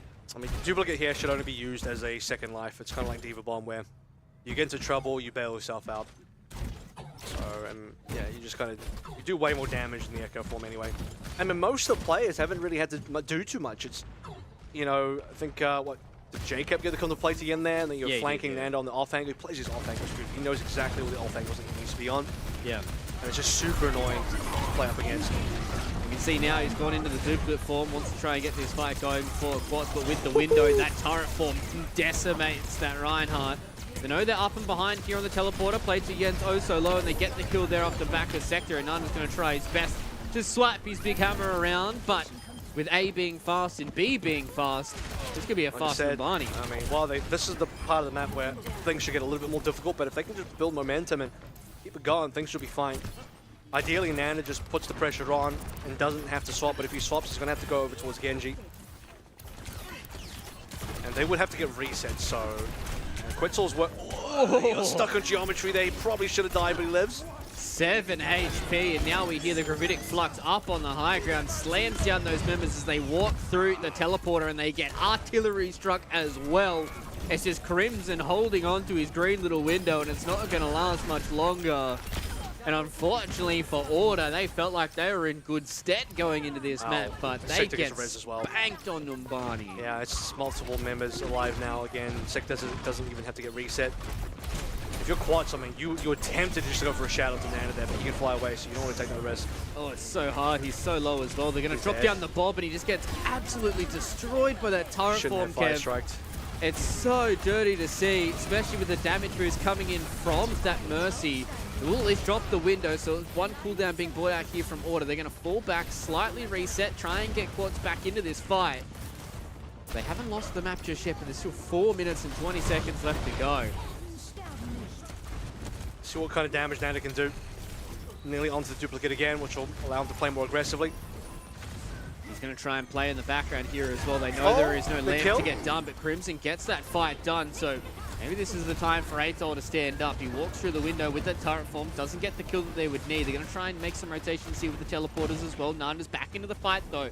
Almost has this duplicate at the ready. The cart is still continuing to push towards the end. He doesn't get the duplicate off, so he doesn't get that second life, and it's Quats the one that needs to live, doesn't, and he goes down, and Atol gets flanked a little bit by the side of Play 2 Yen. He is going to go down, yes he does, but he gets traded out by Numu.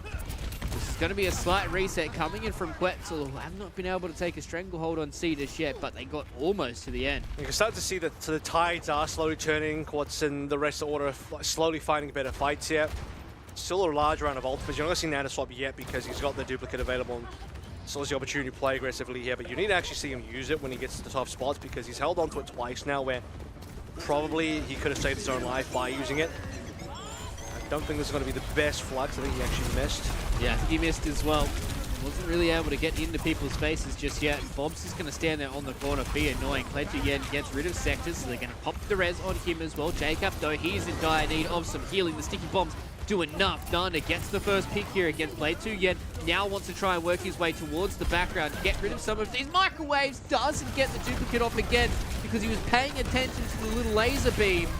And speaking of laser beams, the turret form is out here from Atoll, does a lot of damage, gets the 2-piece, looks for the third, and this might be where you see Quetzel finally finish off the map of Numbani. Another body shot to take down Don, but Felix has gone big so far on the Ash, gets burnt to pieces by Atoll, who's solo pushing the cart. Quartz gets there just in time. Does he have the HP? Does he have the buddies to hold on against Order? Nanda's going to turn into his own Reinhardt. Double pin to keep both of these members on the ground. And Nanda and Jacob now have to form the retreat because Atoll lost his life, so the duplicate goes down and they hold on here for Order. Jacob surely dies. He's stuck on the wrong side of the wall. This hold has become more and more effective. At this point, Nanda already burned the ultimate. The Echo is like okay, but you just don't get the same angles to play through. This is where Fly is going to suck. He's going to swap up. I thought the Genji was actually going to be the Sojourn.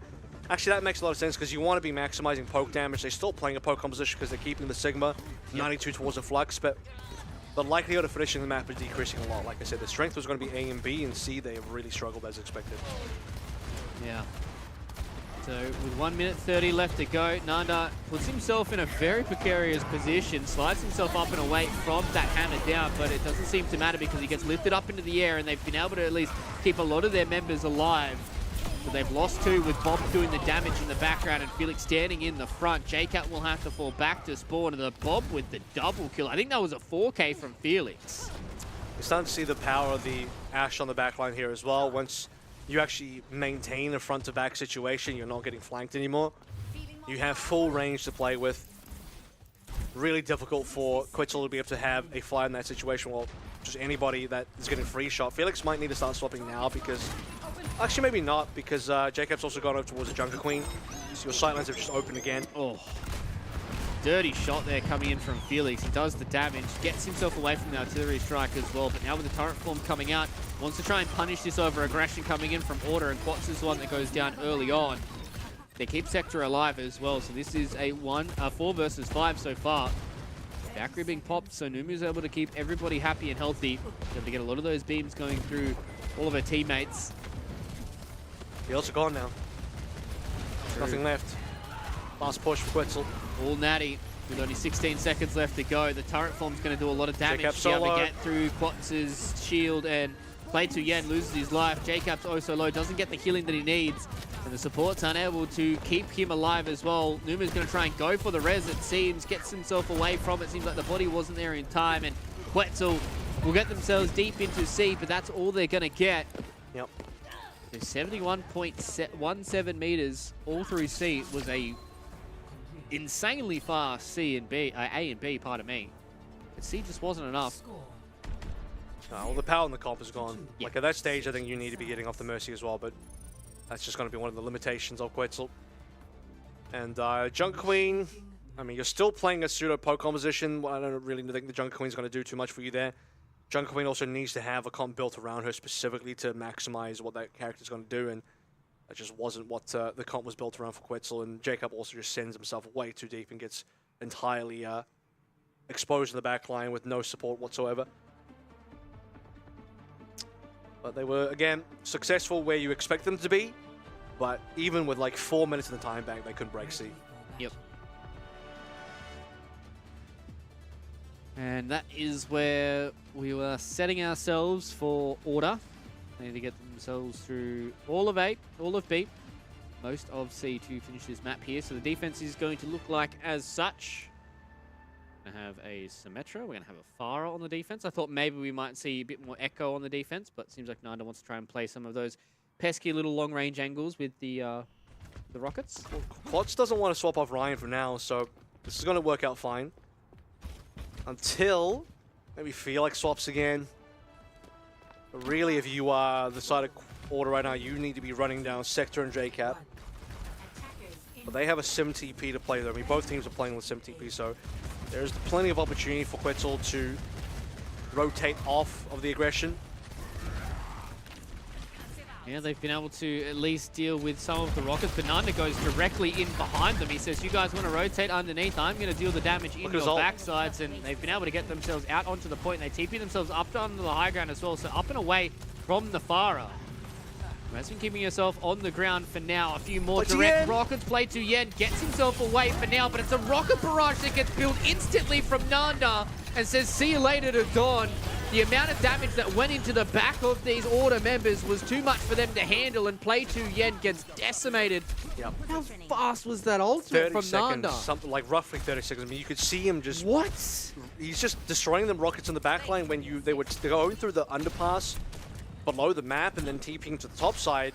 He had the off angle, he's just landing directs and splashing on like 3 or 4 members at a time. And they were damage boosted rockets as well. And I was looking at his ult, he's on 80-something% now, just off with like 3 or 4 rockets during that period. But then he isolates specifically, who was it? It was Crimson. Oh, it was Play to Yen, sorry. He had to drop off the map, and once that happens, I think it's over. Now we see Nanda just be able to stand and deliver when it comes to these rockets, and you said the amount of damage that he's able to do. Look how close he is to another rocket barrage here. Oh, that is a window from Crimson. Even if you got the kill there, as long as Numu was going to be alive, you still would have been able to get the res. Yeah, I don't know what he's doing. It could be a window to try and punish, but no, he's going to swap, so... What's your bat? Okay, Felix wanted to duel there. He needed to hit like multiple headshots in a row to actually get that. Oh, Nanda just gets behind the little advertisement there. He would have been raised actually. They're in a safe enough space that even if he does die, that's resible, so he's alright for now. But it's got another rocket barrage available.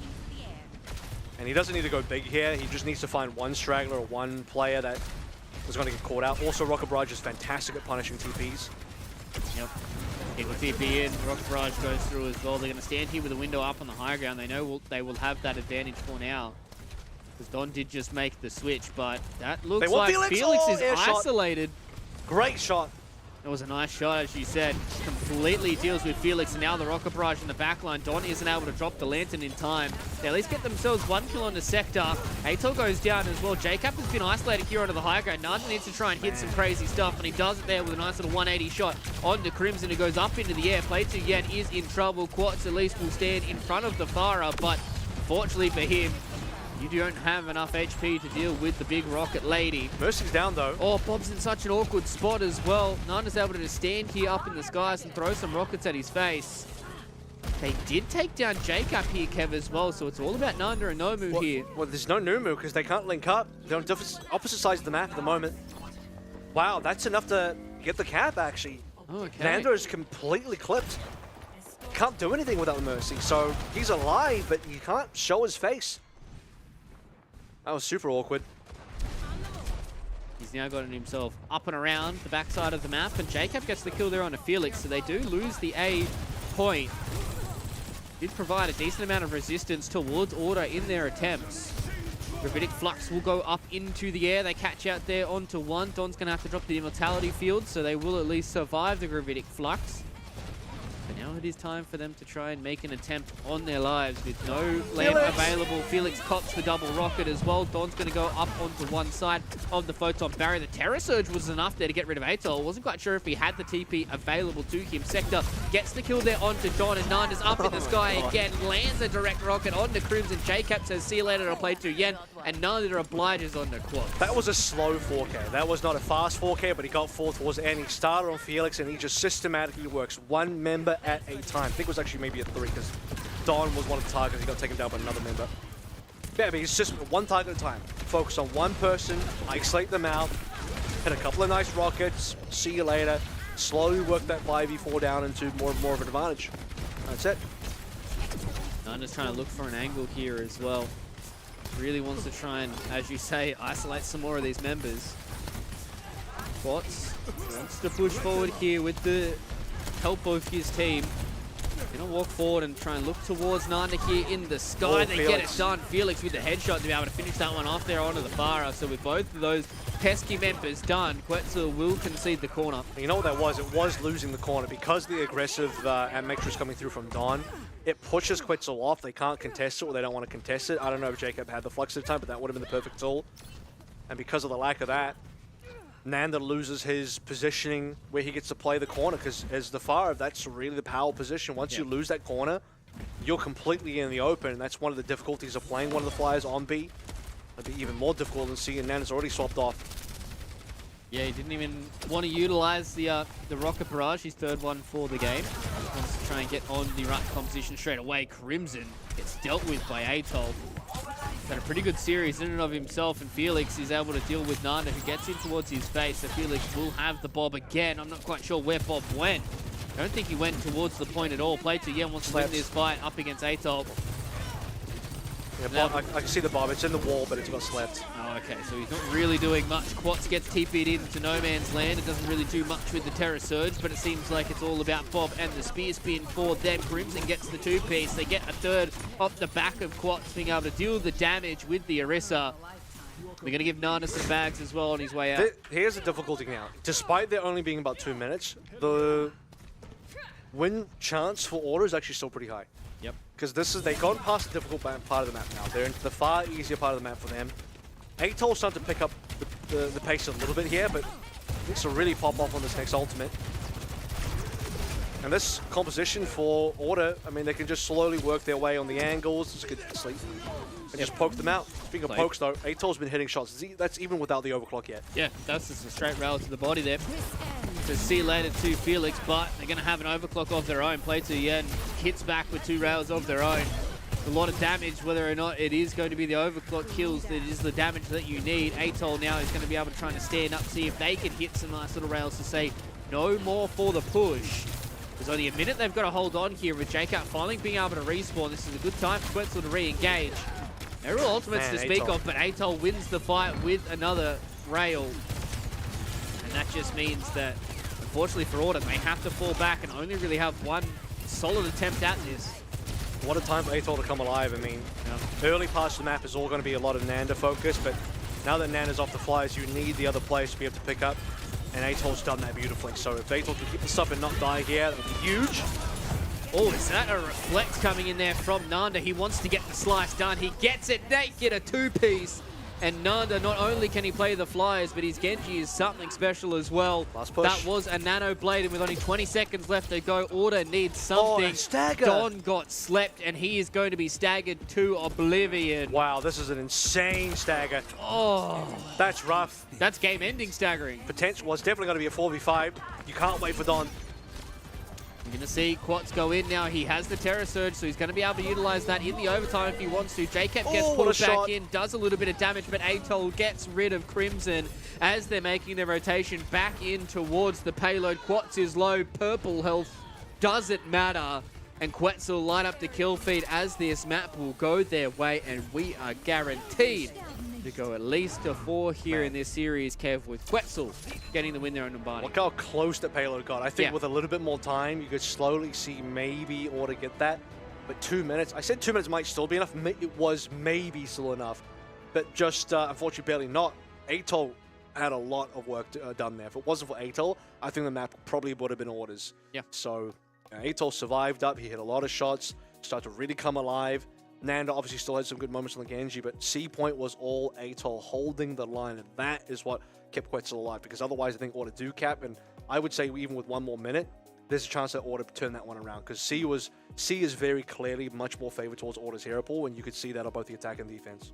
Yeah, exactly, and you know, sometimes you do get stuck in the weeds when you're thinking about Quetzel, thinking about teams with Nanda on them, that you do start to forget about some of these other members, and as you said, Atoll being able to stand strong for the defense, be able to hold off the attack coming in from Order, and it really just got to the point where the fact that A and B took so much time really did mean that you know, everything was stacked against Order. But they're still in their series, ladies and gentlemen. Same with Quetzel. We are stuck at 1-1 right now, so meaning we will go to 4 maps minimum. We're going to take a short break. See you guys on the other side of this.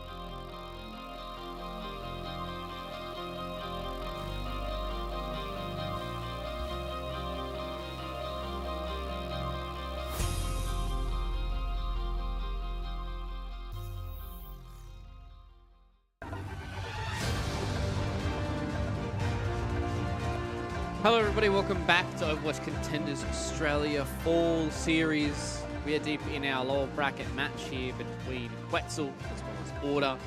And we're tied 1-1, so we're guaranteed to at least get ourselves 4 maps in this series. Could potentially go further if we get some other weird shenanigans, but have to wait and see. Kev, how do you feel like both these two teams stack up against each other so far? Yeah, I think some of it is map dependent for sure. I mean, it's easy to talk about Quetzel this position because they are the ones that need good maps for Father or Echo. They need good maps for Nando's Hero Pool specifically, and then for Numa to be able to play the Mercy to get that pocket as well. So I think they're not going to get that again until maybe Escort is the problem. So this series might just be one of the situations like, okay, you get Numbani, Flashpoint could go either way, but not particularly good for Flies. You need Nan to probably be on Genji here, which means you lose a lot of the strength to Quetzel. And then beyond that, push, you could maybe force it depending on the map. There's no guarantees. I think from this point onwards, Quetzel might only be able to win through from a map 5 from my perspective. I think Order have the better hero pool overall to take the series currently. Well, I mean, to be fair, last time we saw Quetzel go towards a push, that's when Nana did have that absolute insane performance on Colosseo, so who knows? So Colosseo not going to be a map for Order to pick then, because well, it depends who wins here.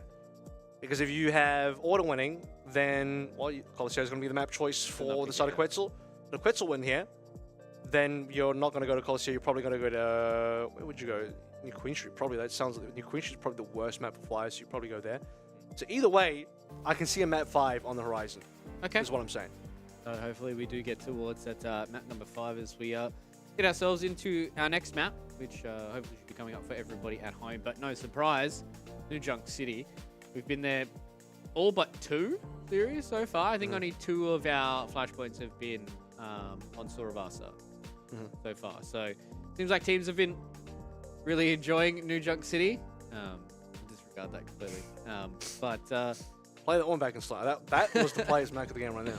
I don't even know how I did it. But yeah, it just seems like a lot of teams are obviously it being a new map type coming into it. There's only 2 maps in it. So you're probably bound to be skewing towards one because it's what everyone gets to watch. So it's going to be naturally what everyone are going to be leaning towards. So it's not even really any difference. Both maps are so similar. It is what it is. It is what it is. I think maybe this one's better for Junker Queen. And no, not because of the lore buff, but because of... Imagine that. Lore buffs I actually would not like that. I don't think many people would, to be honest. But it would be... I think there are more like flat map areas here where you can just sort of run at people. Pretty sure Suravasa has a little bit more in terms of... elevation. Actually, not even that much. Like I said, both maps are just actually so similar. To the point where like map choice on map 3 is so redundant. It's like, oh, you get to pick the map, do you? Okay. Well, you get to choose which one you like best, New Junk City or Suravasa. Seems like a lot of teams like New Junk City. It's because of those prices on the pies. I think that it's just so good at $10 a piece, you know. I would have a severe dislike for this map purely because of that. It's what it is, man. You go to the stadium, you go to the arena in the middle of New Junk City, and they just hike the prices up. Arena prices, man. SMH. You go to the footy, next thing you know, you're paying $10 for a pie. It's $35 for a pie. Okay. Torb. We did see the Nan and Torb previously. I don't know if it's going to be good into the Ryan comp. This is interesting. We'll see I think Nanda should probably be on the Genji here, but we'll let him figure that one out. We'll see how this is going to pan out. Nanda, the man of the hour, is the one that's getting a lot of pressure put on him. They're backpedaling, they're running, they're trying to run. They haven't really been able to do all too much pressure. They've done a lot to Quetzel, though. It does have to take the TP back to the other side of the little Crimson arena. did take the TP. Oh, he's okay. That was nearly a kill. Yeah, I mean, if they isolated him like they've isolated Quetzel, it's going to be enough. And it seems like Nanda with the right clicks there of the Torbjorn was more than enough to take down the tank of Order. They're going to have to concede this first opening fight. That was so funny. And like, you have one team chasing, like a Benny Hill, and the other team's running, and then we just flip. And now it's Quetzel chasing, and it's Order running. So All it takes was one person and not quite be on the same page and to overextend slightly, and that time it was Quads. They've fallen back in towards the teleporter, but Atol gets the opening pick, but there's a response there from Felix, and both of these two players have been able to do with the window. As you said, Numu being able to put that pressure on with the Coalescence seems like it's been enough to be able to push them off, but Felix comes in here with the overclock, has to try and deal with a very angry Dwarf, and gets away from him. So Felix is able to win the fight for his team, and Quats lives on a sliver of HP. Well, I thought they had enough damage to at least take down the Reinhardt. Well, you see the Sojourn versus Sojourn trade. It was a 1-for-1, but Atol dies and Felix lives, and both were actually close to the overclock. Felix actually gets it. We saw what kind of work Atol did on Numbani. Losing Atol is a pretty big deal. And no one else on Quetzel, unfortunately, did have an ulti. So that's the end of that. Actually, did Numu have Coalescence? Yeah, Numu Coalescence. Okay. Yeah. Coalescence is just an okay ult, I think.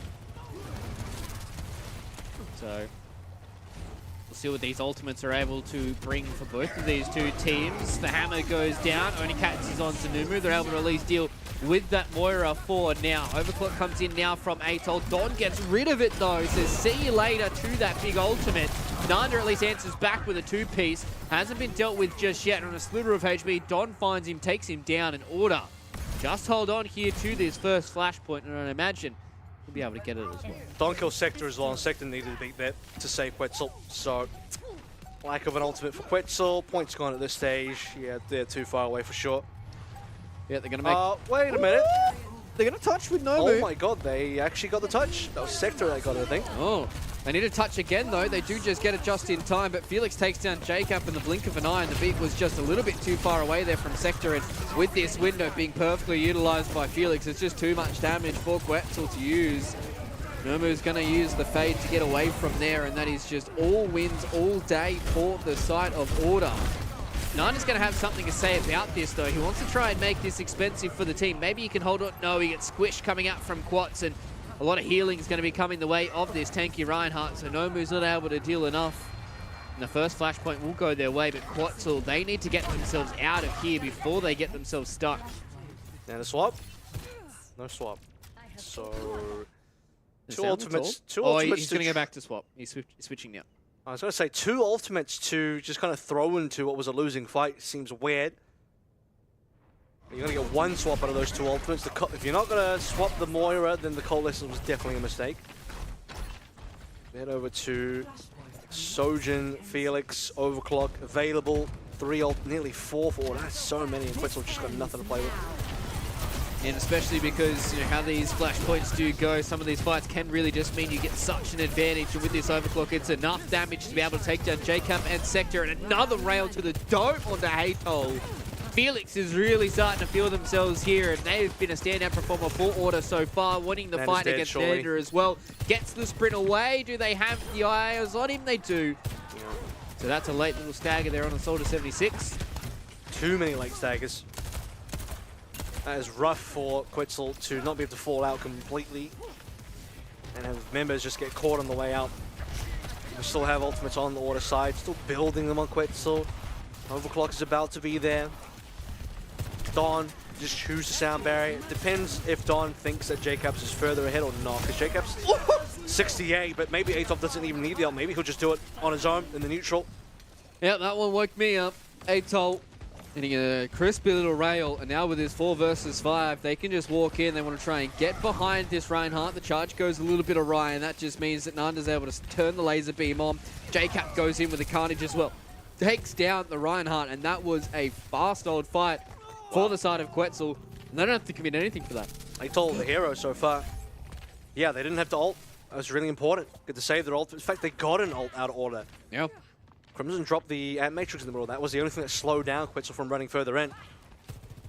So now they get to maybe swing things back. I mean, they have enough momentum to really bring back this point at the moment. Order have one really good fight coming up ahead. Photon Barrier for play 2 units especially is going to be important. Yeah, this overclock can do a lot of damage, especially in combination with the Rampage. JCap goes through multiple members. They at least get their health back away from purple, but JCap goes down. Same with Sector, and Atoll doesn't get the free picks coming out of the overclock. So we've changed control here, and they need to go and touch this Flashpoint. They do walk in, they get the touch, but now Felix has popped his own overclock. They get the damage, they get the kills they need, and Quetzel will not get their touches onto this second Flashpoint. And Order really starting to run away with New Junk City. Yeah, I mean, the Photon Barrier is huge. Yeah, that's really a big ultimate for Order to be able to use. And if you're Atoll, you just can't carry through that, you know. Too many players hiding behind the wall. Even with Dawn kind of throwing himself at you, too hard to hit, apparently. Yeah, it's kind of hard. We'll have first rotation onto Refinery, or rather Ducks. 3 ultimates on board. They get their own Photon Barrier this time around, so it'll be nice. Could be a fight winner for them. They're going to pop the Kitsune Rush here from Nomu. They're also going to pop the Photon Barrier, so some ultimates being committed here for Quetzel. They've been able to at least take quads down, so that's the start that you want here if you are Quetzel. Bring down that pesky Order tank player. They're going to play a little slower here now as well, Kev. Get themselves the Flashpoint, start building up this percent. They only have the beat to play around with, getting close to Overclock and Rampage, but they have to try and play against this Shatter. They do have the Suzu to try and at least counter that out. Sector needs to make sure he's safe from Shatter here for sure. Oh, Nan's super low. TP's out. He just gets there, but they have to beat early. Yeah. Uh-oh.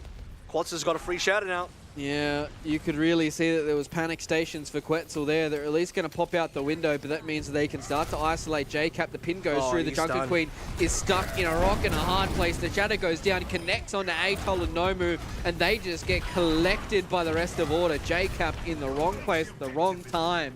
And Quetzel fumble the bag here. They at least get themselves 65 on the board. Sector needed to hold on to the marbles there. That was a wrong time to drop beat, unfortunately. Nanda had the TP to get out. Quetzel were a little bit too concerned, and they ended up dropping a fight because Shatter comes through, you get the sound barrier, you're fine, you're chilling. JCap also kind of got isolated there by Quads, which is not ideal. He also just kind of ran forward.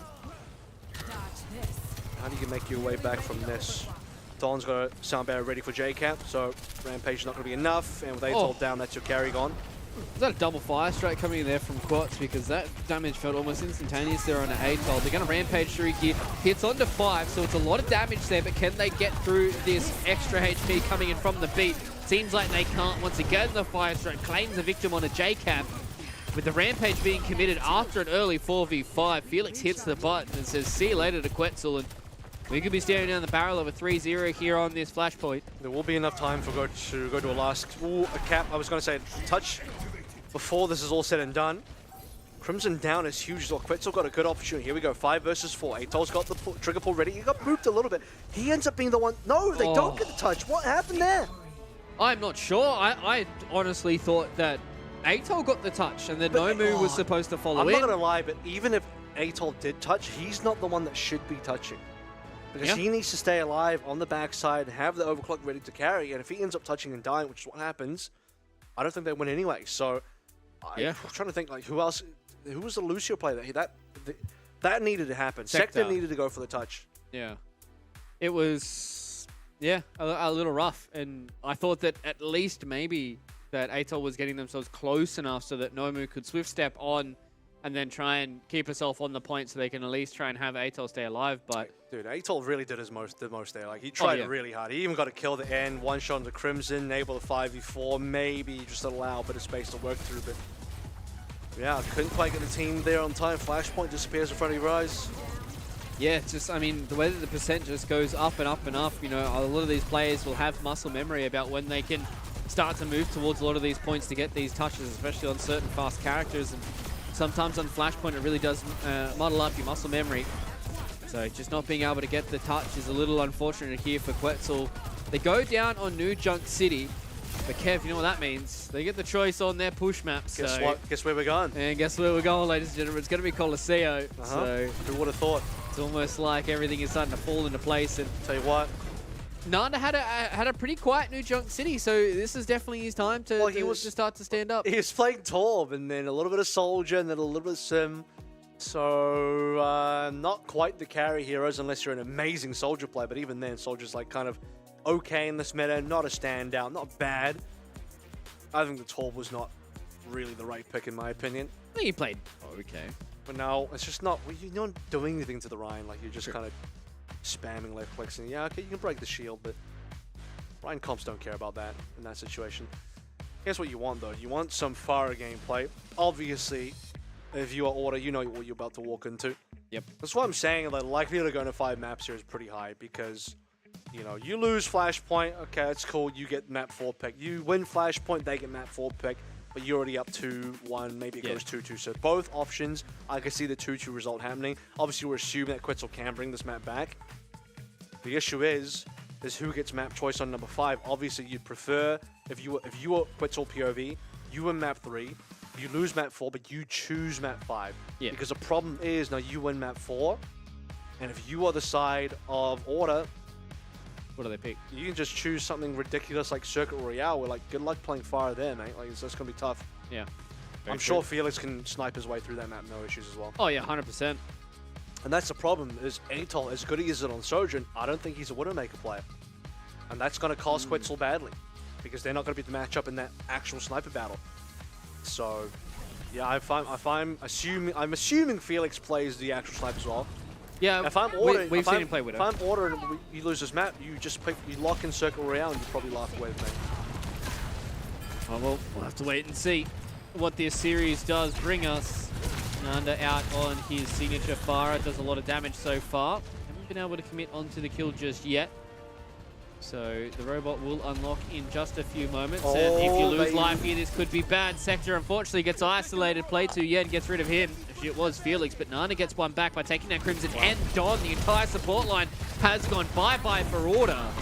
Quetzel answer back with a big old shout, and they will say see you later to the 3-piece of Nana, making it a 4K. Are we going to get our first ace of the fall series? Play 2 Yen says see you later, I'll give it to you, Nanda.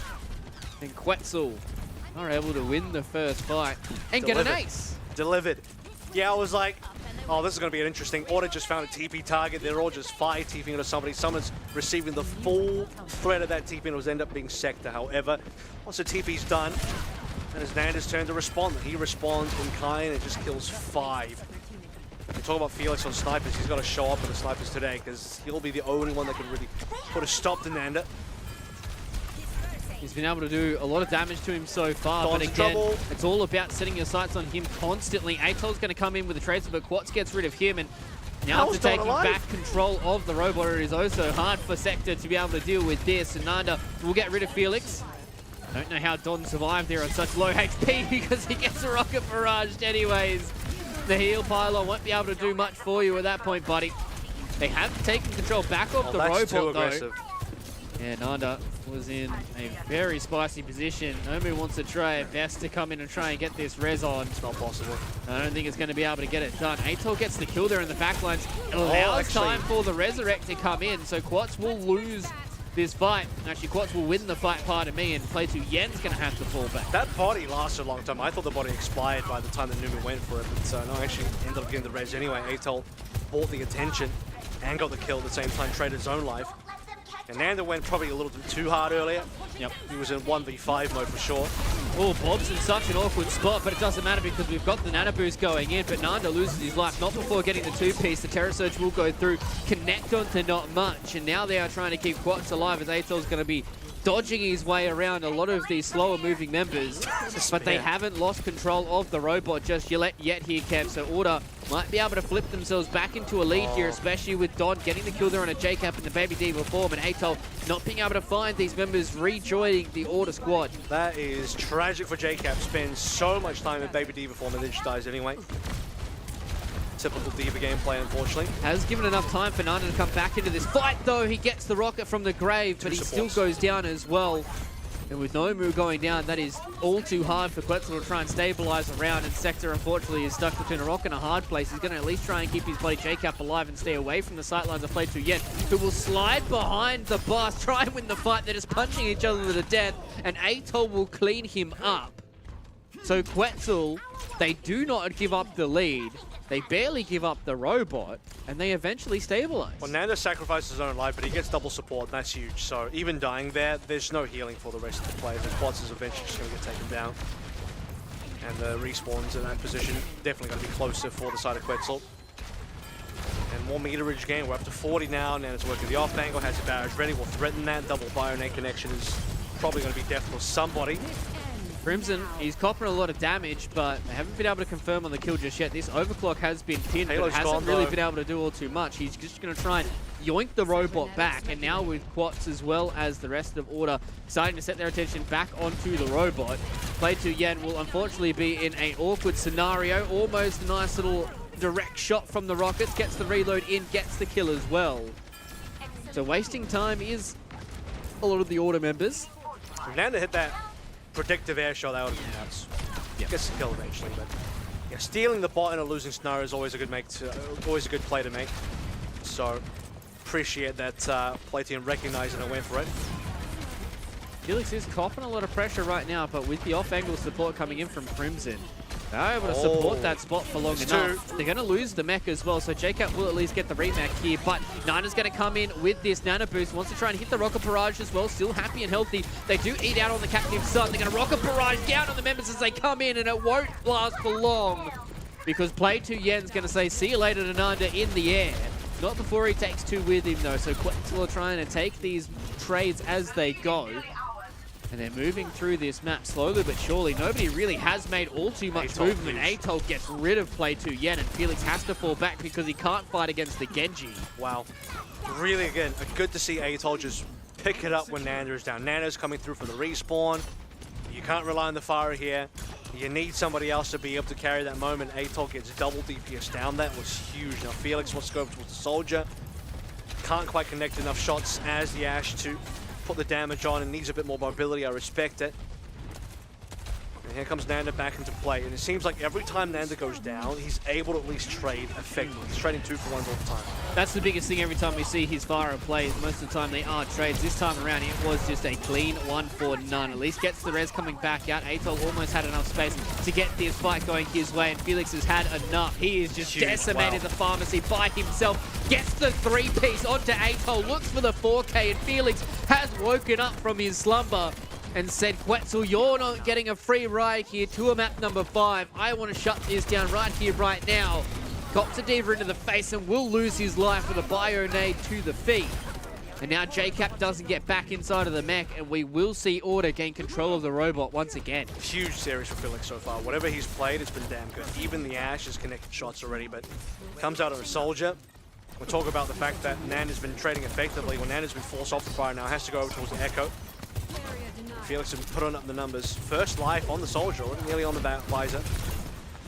Pretty big start for him so far. That was, I believe, just a flat-out Nana boost that was able to get him that 3-piece. And gonna have to try and do it all natty this time around. Nice little sleep there into the overclock as well. Nana dives directly in. Doesn't get the laser beam kill though, thanks to the immortality field. And Atoll gets dealt with in the background.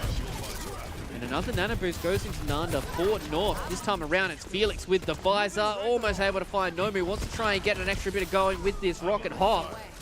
And again, Order win a fight here. And as you said, the flip is on its way. And this means that Order put themselves in front, not only in this map, but in this series as well. And a good position to be in, not just because you're ahead, but this is where now the Flyers don't have the angles like Nanda. He's kind of just facing down the entire team. Oh, can he find the... Oh, what a sleep! Damn, that was good. Crimson hitting that from the side, and now it goes into a duplicate of a Baptiste, so maybe a little bit of extra healing can go the way of Quetzel, but they need to keep JCap alive. He loses his mech, he loses his life. They're going to Terror Surge on the corner here. They lost control of the bot. Quats is in an awkward spot. He's going to get in behind them, and Sector has to try and deal with this Orisa by himself. Purple HP, can they get the kill before he takes anybody with him? They do. So there was a res back onto Nanda, not before they get themselves a few extra kills on the way out. No cap though, super important. No. So, Order barely miss out, and that would have put them seriously ahead. Quetzel still have it within themselves to take away this map, but the dominance is gone. Like, we're not seeing the same level of Quetzel, Farah, Nanda dominance on Colosseo that we saw previously. Order have done a great job of really shutting down Nanda, especially towards the back end. When Felix goes Soldier, things start to change, and it hasn't ended. Yeah, Felix just, every time he sees Atoll, it seems he's been able to get some kills here with the Helix Rockets, and he gets himself another kill there onto Nanda off the back of a nano boost, and now he's building towards another tactical visor. Yeah, they're starting to get some trades here for Quetzel, but with time dwindling away here, Kev, they've still got a long way to go, and oh no, you can't lose your 2 supports here. This would be horrible as late staggers. They don't get the kills. Atoll comes in to help his buddies out, so they at least are able to get away, but that Helix Rocket does so much damage. It's just 3 players stacked up, and well, they are all getting healed because there's 2 supports in there. If it wasn't for that, that would have been a huge kill spree for Felix coming on through. They just even do that much damage. He's charging ultimates anyway, so it wasn't all bad. So just keeping Quetzel at bay for now. Nanoblade online though. That's what I was going to say. It is Nanoblade time. They're going to throw out a bomb. They at least deal with the immortality field, but Don gets rid of JCap, so they don't have their diva to play around with. I don't know how Felix even saw where Nanda was. The Nanoblade is now online. Slicing and dicing, trying to get this map done for Quetzel. Does 2, does 3. Atoll goes big for his team in order. They get the bot back into the middle, but Atoll says, I want the robot back. Yeah, 4K there. If it wasn't for the fact that we already saw 5K ace early from Nana, that would have been super impressive. Can they make it more impressive by actually getting the flip here? Because there is no camp required. They just got to get to the top of the hill, not even that, midway through. The difficulty is that there's only 10 seconds. Good news is they have 2 ultimates, but they've got to get through quads. Yeah, they need this duplicate to go through. Quartz just gets rid of Sector. This is hard for them to play around with. Nanda goes into the Ana. JCap takes a lot of damage. They don't have the healing to keep their tank alive. Felix gets rid of him. Nanda needs to go big here on the Echo. Atoll needs to have another special moment for them. Order's only lost 1 member, and that has been Felix, who has been their carry so far, but the Terror Surge gets rid of the Genji. They don't touch the robot here, Kev. The overtime wick will go down, and Quetzel will bow out. Order win the series 3-1 to get themselves some more yen. Yeah, I was going to say the yen keeps increasing for Super there as they get further and further in the tournament. Top 3, that's not bad. That's not bad. Is that maybe the best result for Order so far? I got to check back. That sounds like the best result. I think so. They've never made a final. I know they've made top 4 before, but I don't know if they've made top 3. This could be actually their best result so far. Yeah, it could be. I think the last time they got a top 4, I think they lost their lower bracket match against Mind Freak, if I'm remembering correctly. Something like that. That's a huge achievement. Yeah, I mean, it's kind of crazy, especially when, you know the context of this team as well. So, I mean, these guys coming in and getting themselves a top 3, they're all star-studded players in and of themselves. And I think right now, Felix is kind of the savior of that map. He had some insane moments where he was able to completely shut down Nanda towards the end there. There was a lot of dominance coming in from this far here. I mean, the fact that he gets himself an ace, and then Felix says, no, I'm going to go into the Soldier and you're going to switch off. Well, that's the thing is, like, you see Nanda swap off, and usually the Echo is still pretty damn good and can be the saving grace, but when you start to realize that's not the case anymore, oh, this is getting really tough. That's when things start to go really poorly. I think some swaps are definitely required. And Felix was making his way through the motions of it. It started out on what we had. The Sojin, it's fine. And then you have him going over towards the Ashe. It's just fine, but it was really the Soldier pick that made the real difference. The Soldier pick from Felix set the tone, made the real difference, and Nanda started being shut down. And you can tell that Nanda shut down because Atoll started to once again pick up the pace. But even then, it wasn't quite enough anymore. Yeah, it really did feel like that they kind of just had to do a lot. And you know, especially in these last couple of moments, if they're able to keep Jacob alive a little bit longer in some of those fights, and maybe we were able to play around their tank just a little bit more, then maybe you might have seen Quetzel be able to clutch out in those final couple of seconds. But as soon as Jacob goes down, it just feels like it's almost an inevitability for Order to really just be able to come out on top, because they just weren't really quite getting the trades they needed. And I mean, what a good series from Order so far. There were some moments where it was quite tentative, where Nanda was really having a field day, but I think they corrected quite well. Didn't overcorrect, didn't undercorrect, and did a good job at shutting down, you know, one of the star players, and they had some really good performances themselves. Yeah, honestly, the Order did a great job of just, you know, playing to their strengths and avoiding, or trying their best to rather mitigate the strengths of Quetzel. And I think Numbani was super close. Like, that could have gone the way of Order. We noted that if it wasn't for Atoll's saving of the defense on C, probably would have been an Order map. We could have just seen a 3-0 instead. So yeah, the entire series seemed like good control from Order. Obviously, they had a really great start in Antarctic Peninsula. That's expected. That's a map choice that's going to obviously favor them. But even on the maps where they weren't really that favored, namely I'm talking about Numbani again, it wasn't that bad. Like, it certainly could have gone a lot worse and despite losing it, you didn't feel like Order were like in a oh, they just can't win this match. You didn't feel like it was 100% loss. You felt like this is super winnable, but I can understand that they're not going to win here. Yeah, exactly. And I think they played really well. And somebody who had pretty good performance today has been Don. So we've got him on the line. Let's go and see how he's feeling after this series. Don, mate, it's good to have you back here on the desk. It's been a long time. So congratulations on getting yourselves a top 3 this time around. You guys are going to be playing against Honeypot in the losers final. So how do you guys feel about that one? Me and the boys are super excited for the Miku fan club rush mirror. We thought we haven't scrimmed them at all. We thought it'd be a good time. And we've been scrimming and warming up with Honeypot a lot, expecting not to meet them until hopefully the finals. But yeah, I don't know. I feel like after Miku fan clubs, showing against them today, maybe if we can pull it together, do something similar. But who knows? That's why we'll do what we can. Possibly the tournament's just completely opened up. Let's talk about your game that you just had, though. Obviously, everyone has to obligatory go past the Nanda gatekeep every single season. So how did you guys manage to do that this time around? Because matchup-wise, you guys are mainly a rush team, as you say. Quetzel likes to play a lot of Rhine. That's just plenty for Nanda to work through as a fire because that's the matchup that he wants. So what's the game plan going into Quetzel, knowing that Nanda's going to bring that out? Okay, so, with Nanda and the Pharah Mercy sort of style, there's the block of 3 and the block of 2. And pretty much if we rush down the block of 3, 5v3, faster than Nanda can kill one of us, we will win every fight. And, that worked on all the maps except Numbani. But yeah, and I guess maybe not the last one. So we swapped it off to the quad hit scan, shoot him out of the sky.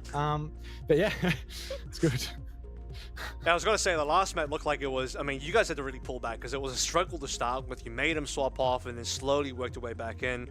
Was it really just about getting Felix eventually on the right? Because he played 3 different heroes there.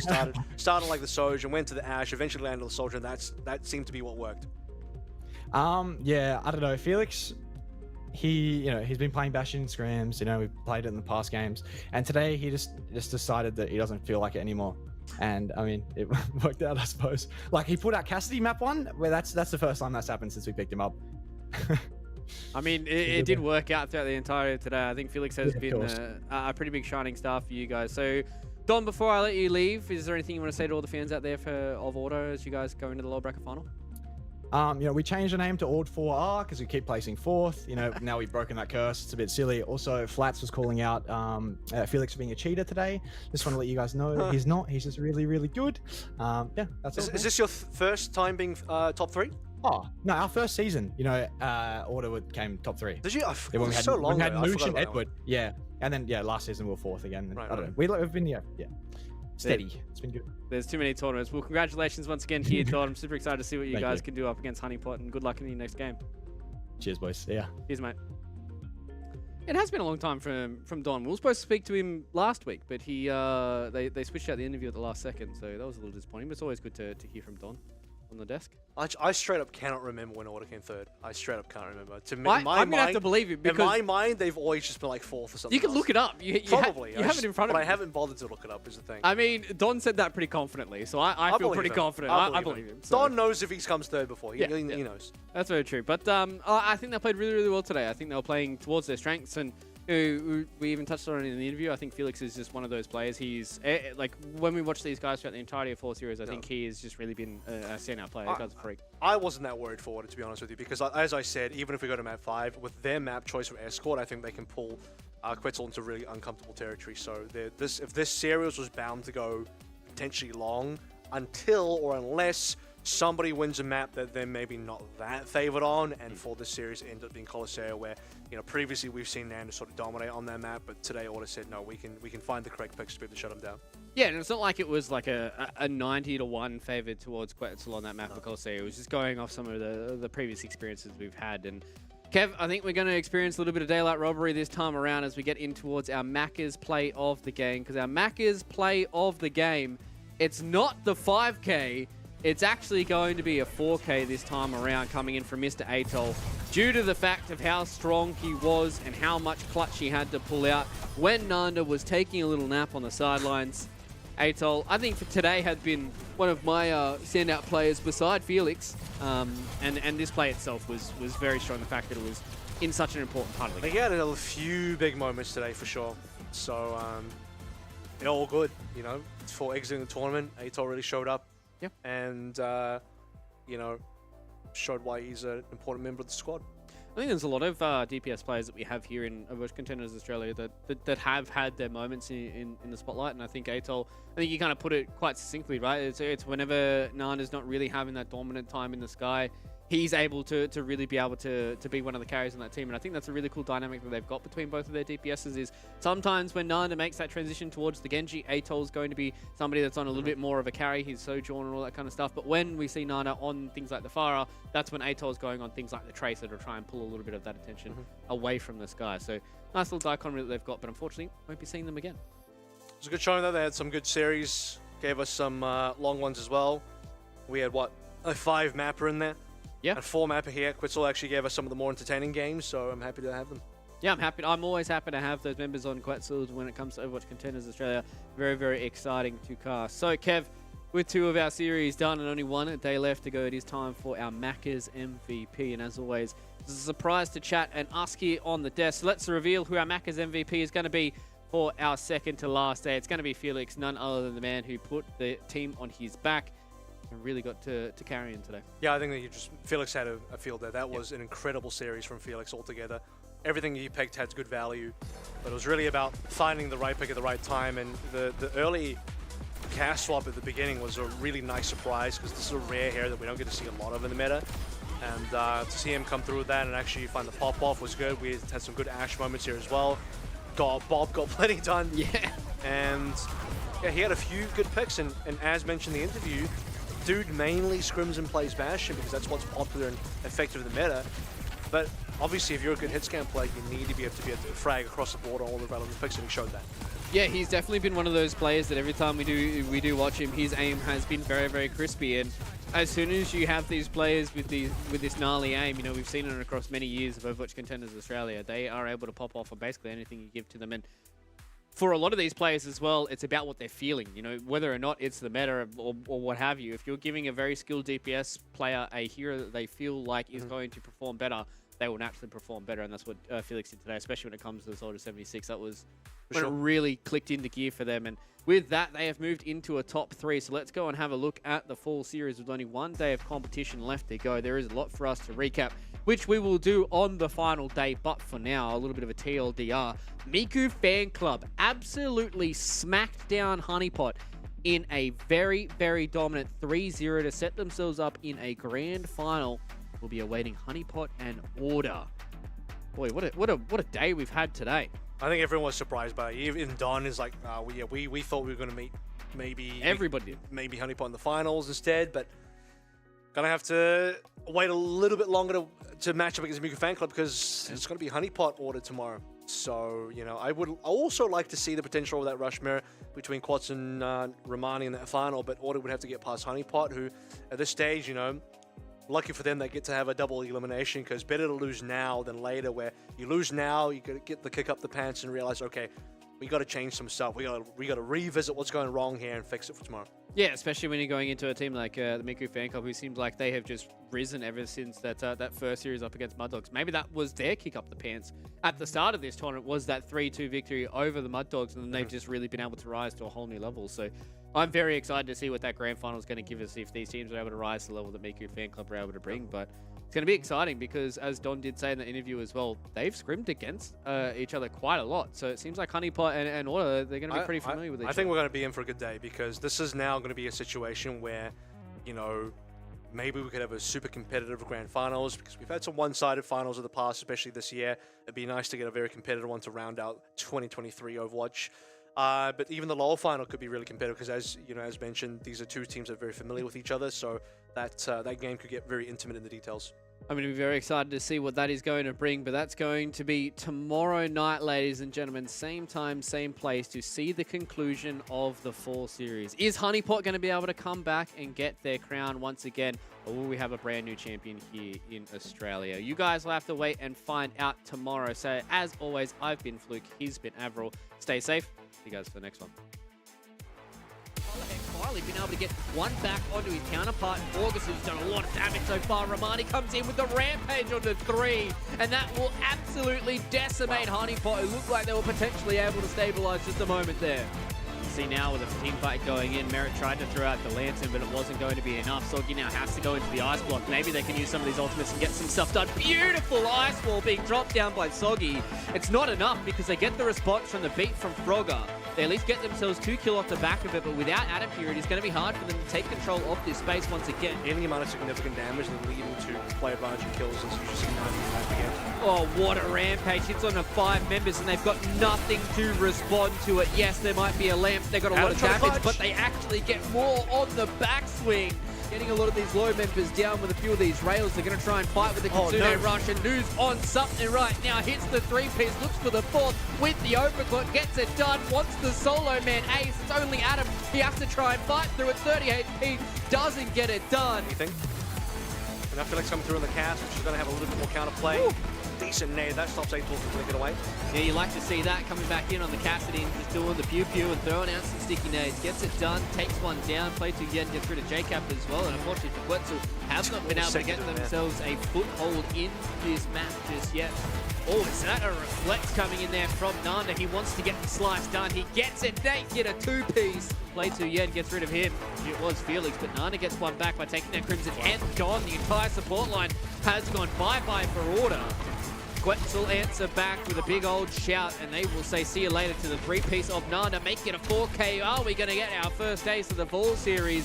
Play to Yen says see you later, I'll give it to you, Nanda. I don't know how Felix even saw where Nanda was. The Nano Blade is now online, slicing and dicing, trying to get this match done for Quetzel. Does 2, does 3.